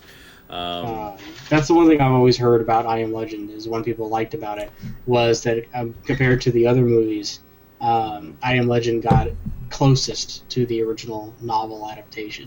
I didn't know this until sometime last week, but the same guy who wrote I Am Legend Richard Matheson also wrote the novel for something, The Haunting of Hell House or whatever. It's one of the movies that you like. The Legend of Hell House. Yes. Yeah. It was actually a novel. That movie. But the movie wasn't as faithful to the novel as it could have been, from what I understand. Could be. Yeah, a good movie to watch now. So now that it's Halloween, if you kind of want to get away from the Hammer horror or get away from just the horror movies, go ahead and watch The Andromeda Strain. That's a good one too. Michael Crichton, Jurassic Park. Yeah. He also wrote that Nice. one. The original. It's basically about a. It's even more fun if you're claustrophobic. Wasn't that about a virus that turns people's blood into powder, or something like that? It's about, yes and no. It's about a very adaptable virus. Okay. How it grows and learns faster than we can actually make vaccines for it. And stuff like that. And it's the whole there's a plane crash and the whole thing. I won't spoil any more of it, but it's but why I say it's claustrophobic because 98% of the movie takes place in this underground lab. Yeah, and gets loose in the lab. Right. I vaguely remember seeing bits of it when I was younger. I don't think I ever saw the whole thing. I actually saw the within the last thing the first time recently. It's on Netflix. Me and my dad watched it. I just remembered a scene where they were showing look, I'll show you what it does to people, and they cut open some dead person's wrist or neck or something, and then instead of blood, it was just this red powder poured out, and I was like, oh my god! Being a little kid at the time. It freaking out. Duncan saw a bit of Threads. He's taking it in steps. He says he saw a bit of it, yeah. Threads is intense. If you want to check out Threads, it should. I'm pretty sure it's still available on YouTube. You can just watch it on YouTube. So big thanks to Bring Our Funerals for sending me the DVD of that. I really appreciate that. Yeah, thanks. Even Skin Slip is too chicken to watch it. We keep trying to convince him to watch it. He's like, nope, never watching it. And I'm like, because he came in, we were having sort of our nuclear apocalypse festival, and he came in for When the Wind Blows, which is the animated film about the elderly couple trying to deal with the impending nuclear holocaust, and using this how to prepare for the impending nuclear holocaust pamphlet, and all the ridiculous instructions of building your own shelter out of couch cushions and shit that it gives you. And it's just a really heartbreaking story. I forget who did that. It was by some notable children's author, actually. It might have been Robert Munch, if I remember. Just the direction this movie takes towards the last half hour. Yeah. Which one? When the Wind Blows? No, Threads. Oh, Threads, yeah. Jesus fucking Christ, that fucking movie will crush your soul. Well, the thing about Threads is it's a very realistic look at what could happen if a nuclear apocalypse ever occurred. How it would affect people medically, how it would affect how society would basically just completely collapse, and how it would begin to rebuild in severely broken form. I mean, it's a really devastating movie in a lot of ways, because it's just so realistically depicted and plausible. The way the movie ended, I had never seen, and I don't know who all was watching. I know it was you, me, Stout, and there was someone else. I don't remember. But I don't remember. The way this movie ended, the reactions on our faces and the way we took it was just so shockingly horrifying that we just had to start laughing. Yeah. we were laughing in horror. Yeah, it's like one of those things where your brain is just unable to cope with the absolute horrificness of what you just witnessed, that there's nothing else you can do except laugh. You have to laugh because you lack the necessary coping mechanisms to deal with it. It's like that watching uncomfortable that movie laugh. And then the Poughkeepsie tapes, you would just, like, your brain would melt out your ears. Yeah. You would just lose all faith. That would be a combination. You'd be the mysterious combo that would cause people to have suicides. So we watched a few. This was like last Halloween. I did this little end of the world marathon where we watched what the hell was it? Panic at Year Zero, which is an older one, and that wasn't. Oh, that was fun. That was actually pretty good. Yeah, it was good. It was one of the first like sort of nuclear apocalypse what if movies, and it was actually pretty well done. And then we watched Threads, followed by When the Wind Blows, and by the end of that marathon, our souls were all just crushed. We were blackened and. Jesus, are you going to survive? Inhaled drool. Oh.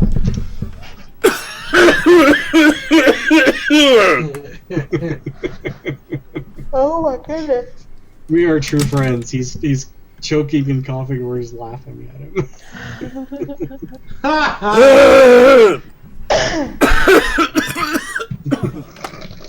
I just went to download Microsoft Office 2007. I typed 1007. I could be like a scribe and like... You know you want to. Ding, ding, ding, ding, ding, ding, ding, ding, ding. Yeah, because Microsoft Outlook is just like a court jester, just tells you when you gotta do shit. Excel is like just a picture of the sky. You could use this to grab things, yeah. I hate it with that. Oh, I hate that feeling. You start tearing up every time you swallow. Oh, that was sexy. Or that. Never mind. But yes, our souls were thoroughly blackened, and we all feared the impending Holocaust. Yeah, we're just doomed. Like, okay, after you watch that movie, you're just like, this is gonna happen. I know. It's gonna fucking happen. It's gonna happen exactly like this. This is actually somebody went into the future and recorded actual events. Yeah, you're having like that it. Bo Burnham moment. You're just like, I'm gonna die alone. Raptor goes, Sean now knows how Kevin Smith feels after every wake and bake. No, it happens sometimes. You know how you get a little bit of excess saliva in your mouth? Normally you just swallow it or spit it out. I inhaled it deep into my lungs. Nice. So I was literally drowning in my own drool there.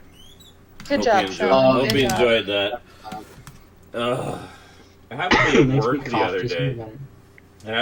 the other day. And I'm trying to have a conversation with one of my coworkers. I'm just like, so yeah, you know. And he's like, sorry? Like, you know. Like, what? I'm just really like taking your first call. He's trying to be He's trying to be polite because he knows I was just choking to death in front of him. He's like, Sorry, didn't quite catch that.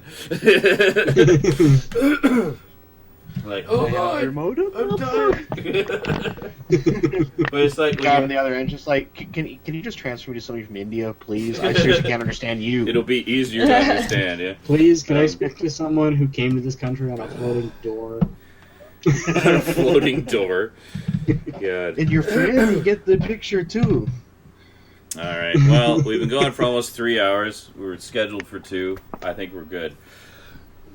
Yeah. Choking Let's go watch Yeah, Avengers. probably. aside. Alrighty. InSaNiTy. Good Halloween movie, The Avengers. Alrighty. Any closing I'm remarks, gonna everybody?